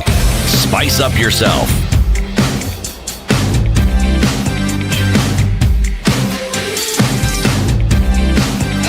Mornings We continue the right. conversation with Dr. Jack Kileba from the Kenya Association of Pharmaceutical Industry, talking about code of practice, looking at gifting and saying gifting is not good because, you know what, you're trying to influence a medical practitioner to remember to prescribe this kind of medication to a patient, it may not be a good thing to do, but you're allowed to to create awareness, of course, because you have this new product in the market. You've got to create awareness among the medics that they can know that this is available and this is how it go to know about it. Is it wrong to produce calendars and give them to hospitals? Yeah. So for the members of CAPI, they want to walk away from all forms of incentives or reminders that could be looked at as gift, because really it is if you look at it, some of these costs that are to be borne by the hospital itself, you're offsetting the cost, because if you're a big hospital and with 200 rooms, you may want to put 200 calendars in all the rooms, right? And that's a cost to the hospital. So if you want to take that and absorb that cost, then we think it's not ethical. So we walk away from those kind of situations. There's obviously a danger that has been seen, and that's why these standards or requirements have been put in place. What are those dangers that we're talking about? Yeah, so probably to answer that, I can talk about patient safety in its entirety. Then we probably focus on this specific one. So when you talk about safety of patients, and talking about Kenya is really safety of all of us, because we've all been sick at some point. We will be sick in the future. It's almost guaranteed, because we're humans. And you realize when you fall ill, you go to healthcare facilities for attention. And it is this sector whereby we're with you when you're born. In fact, even before you're born, because everyone's mother needs to be attended to before that time, and then throughout life, and even until you go to your maker. So this is a sector that is with you from cradle to grave. So it's such importance that safety has to be built within it. And when you look at safety, there are many aspects of safety. One, if you look at the practitioners, they need to be trained and qualified and licensed. So that's number one in terms of ensuring safety, because you need to be seen by someone actually who knows what they're doing. The second aspect of safety is, let's say, the hospital or clinic setup. They need to have proper procedures that ensure safety of patients. For instance, if you go to the hospital, you realize you're given a number, and sometimes if you're admitted, you're given a tag. This ensures that you are properly identified, because you don't want a situation where it was Doe who was to get the procedure, but then Eric gets the procedure. And this has happened as errors in other places. So also, when you come to the hospital, we also don't want you to, you came with this problem, but then you catch an infection in the hospital, right? So you have to put safety measures that you don't get these problems. We also have to have safety in the procedures themselves. If you're getting an injection, it has to be safe. The equipment being used, the needle, the syringes. So safety is huge in all this regard, and including now the medicines you take as well. They have to be safe in the sense that they're being used for what they should be used for, right? Because you could take a medicine that is, it is not safe if you're taking given a medicine that is for something else. It's only safe if it is for the purpose it is meant for. And the second aspect is that if you have any form of reaction out of this, is there a system to support, first of all, identifying this issue that you had a drug reaction and taking actions to correct it, or prevent, of course, and correct it. And of course, the other one is safety is also ensuring that healthcare professionals have all the knowledge they need regarding that medication to be able to give it safely. Right. So, and that is the aspect where now we come in and you ask, why are we talking about it after all? It is in that context of we have to look at safety in its entirety. And us in the pharmaceutical industry have decided to do our part of this to ensure that the safety of medicine from the laboratory when we're investigating the molecules to when we first test it in humans, It has to be in a safe environment and controlled environment. And then we expand the trials to a bit more people now. We test it in a bigger number of people. And finally, when we find it is working as it should and it is safe for human use, then we go to the government to file for approval. And the government, with its agencies, have to vet this whole process and vet the medicine and say, okay, it is safe for human use. And from that time, then there's also the actual the aspect of manufacturing or production. It has to be safe as well, using the highest possible standards to ensure quality, that it reaches the end user in being a safe product to consume. And all that is part of ethics, because you need to act ethically to go above what the law prescribes for you to really create this ecosystem of safety of the products you use. And that is part of the ethics, because one of the ethos is care, and we do care in terms of quality of our products. And that's why this is important. There's a lot of regulation in your sector, right? Just like you've said, all these steps that you've talked about where safety is required, there are agencies that ensure that this safety is actually adhered to. That means that there are agencies that develop the safety protocols and standards, and then they come to enforce them. Even in your area, like you're saying, when you're doing the trials and all, you have to get permission and authority to conduct these trials. After you've conducted the trials, you've got to prove that this is safe, and then you get authority to then produce en masse this medication for public use. Those exist in the country. It's a good thing that you hear that the industry is actually taking a step ahead on self-regulation. But does that self-regulation, does all this work that you're doing in self-regulation show gaps in these institutions that should be doing regulation of the industry? Is it as a result of those institutions not being fast enough? Or is it because you are trying to... No, first answer that question. I'll ask the second bit. I can answer it. Yes, there are standards set, and there are bodies, agencies, government agencies that check on these, that of course pronounce what the standards are and require compliance to these standards. And we respect all these, and we follow those guidelines to the letter. I would not say that they are failed. I know these are agencies that work around the clock to ensure the safety of Kenyans, and they do all that they can to ensure that this is done. But as I said, sometimes probably when issues do arise, sometimes it could be individual players who did not play by the book, and it's not really an industry-wide problem. Because the regulators are very active and proactive all the time. When you see the industry being this vigorous in self-regulation, you always ask yourself, what are they trying to preempt?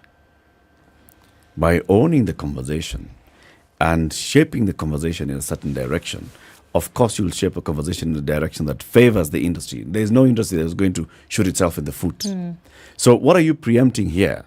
So that then by the time the regulator comes, you say, but we're already in place. I mean, we have already said this, but you left a loophole somewhere for yourself. I'm basically just throwing the darts at you and saying, this is not 100% out of the goodness of your heart.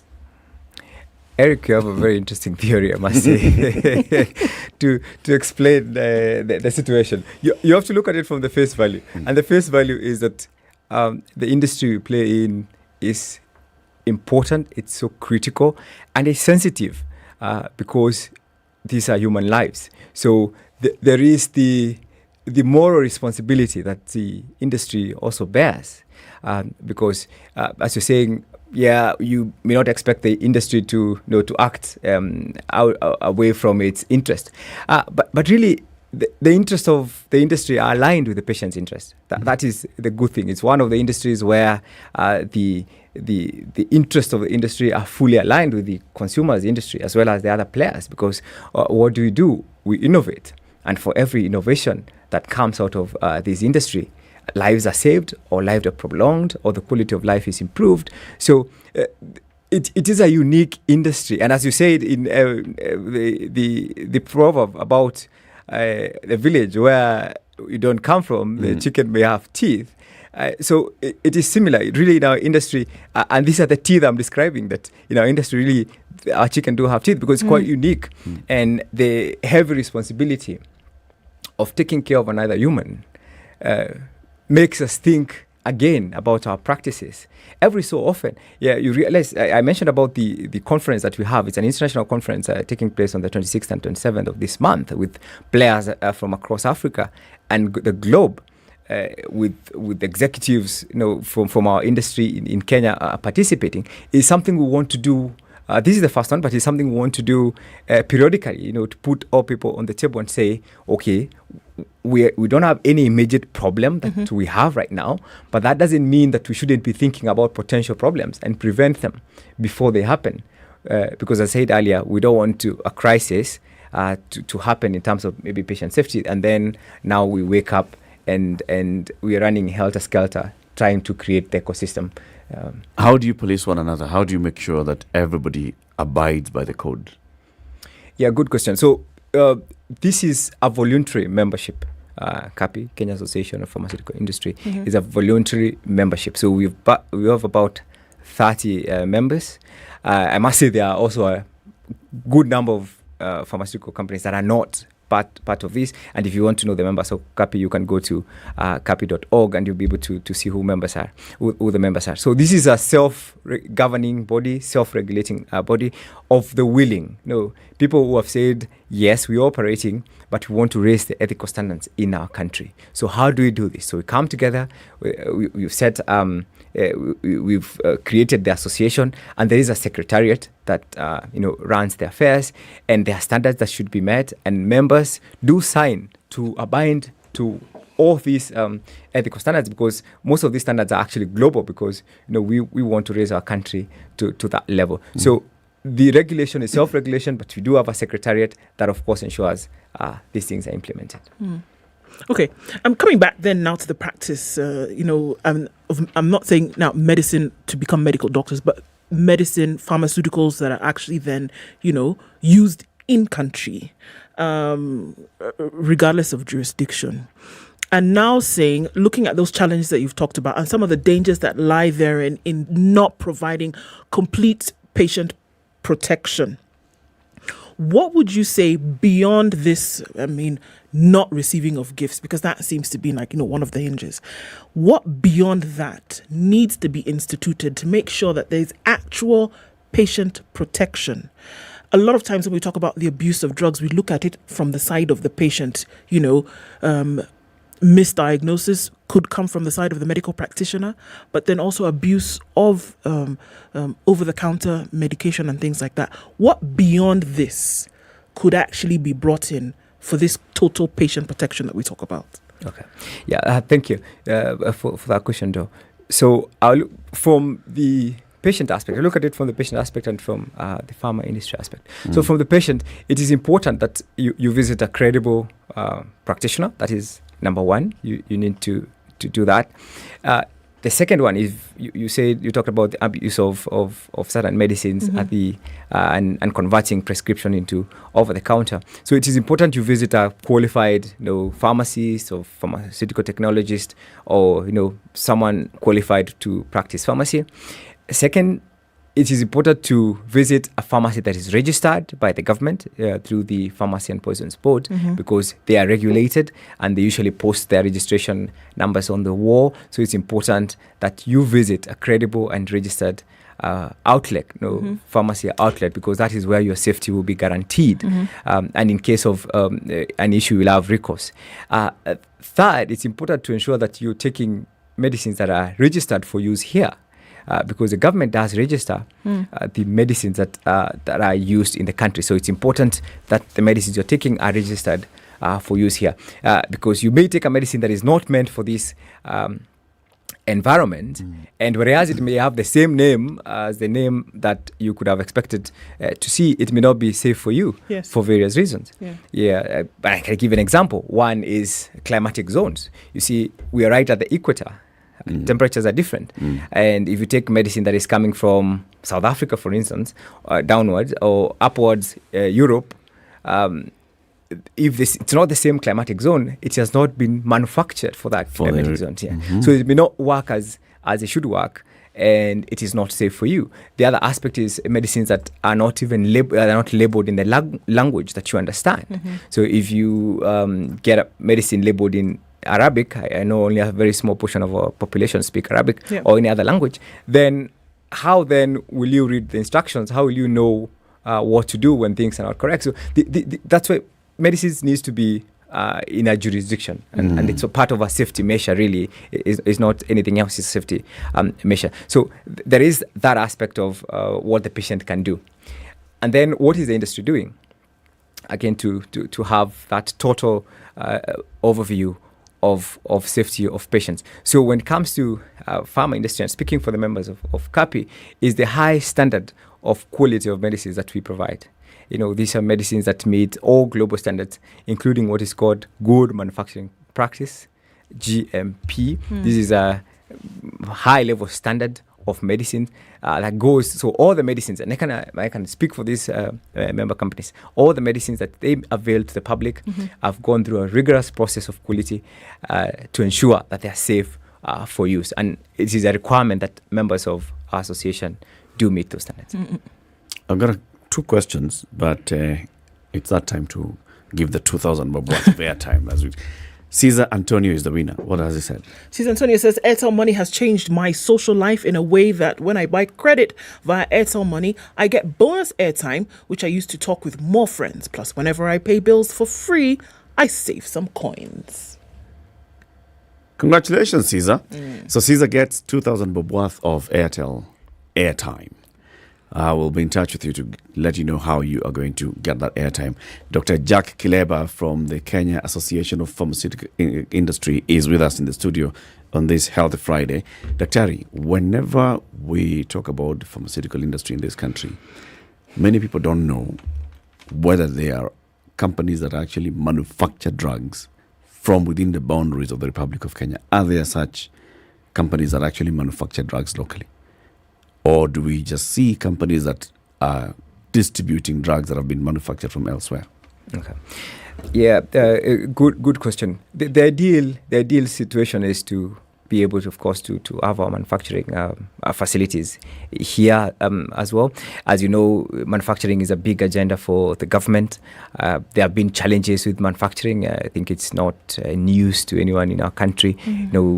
Cost of production and many other issues that affect manufacturing. So really, when that is, everyone hopes that that is agenda will continue being on top of every government that comes to our country, so that eventually we become a developed country with developed manufacturing processes. So that said, there are some medicines that are manufactured here, and but the biggest portion of medicine consumed in our country is usually imported. Okay. That is a fact. And it's the same in many African countries. President William Ruto has said that he'd like to see the manufacture of drugs locally, the development of the local pharmaceutical industry.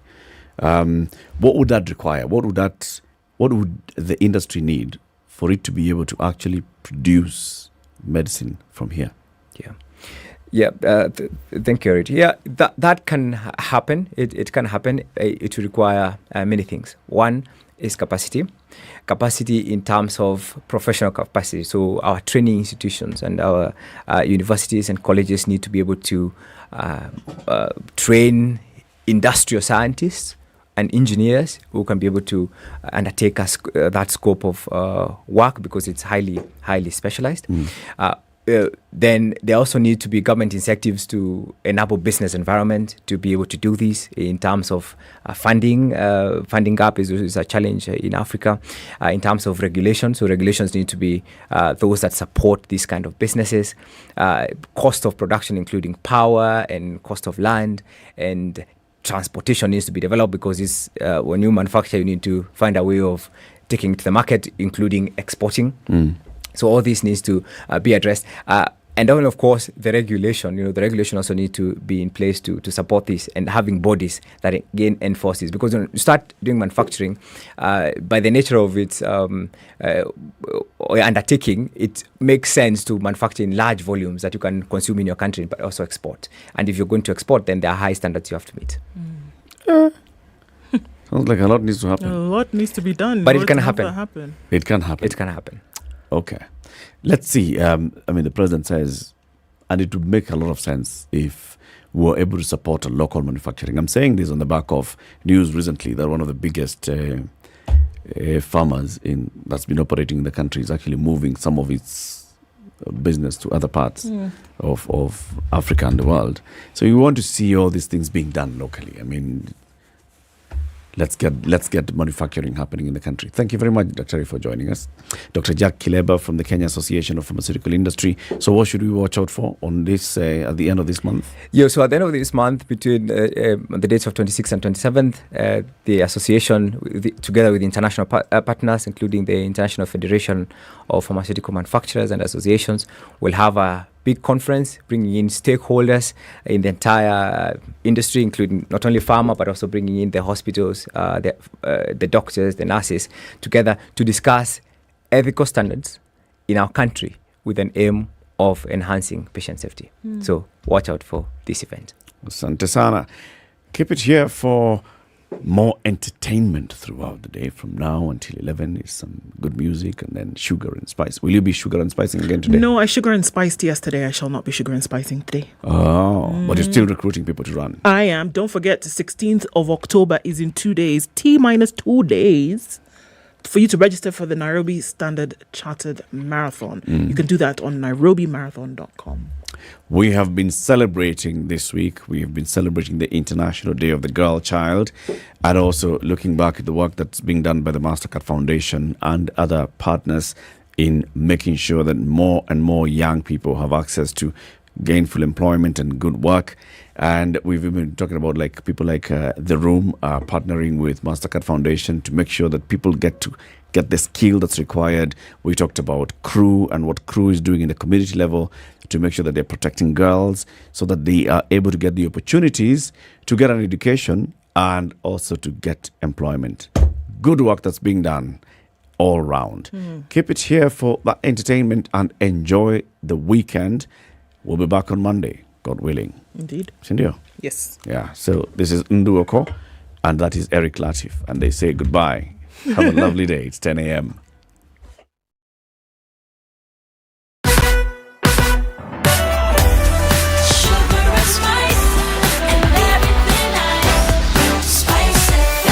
Spice up your life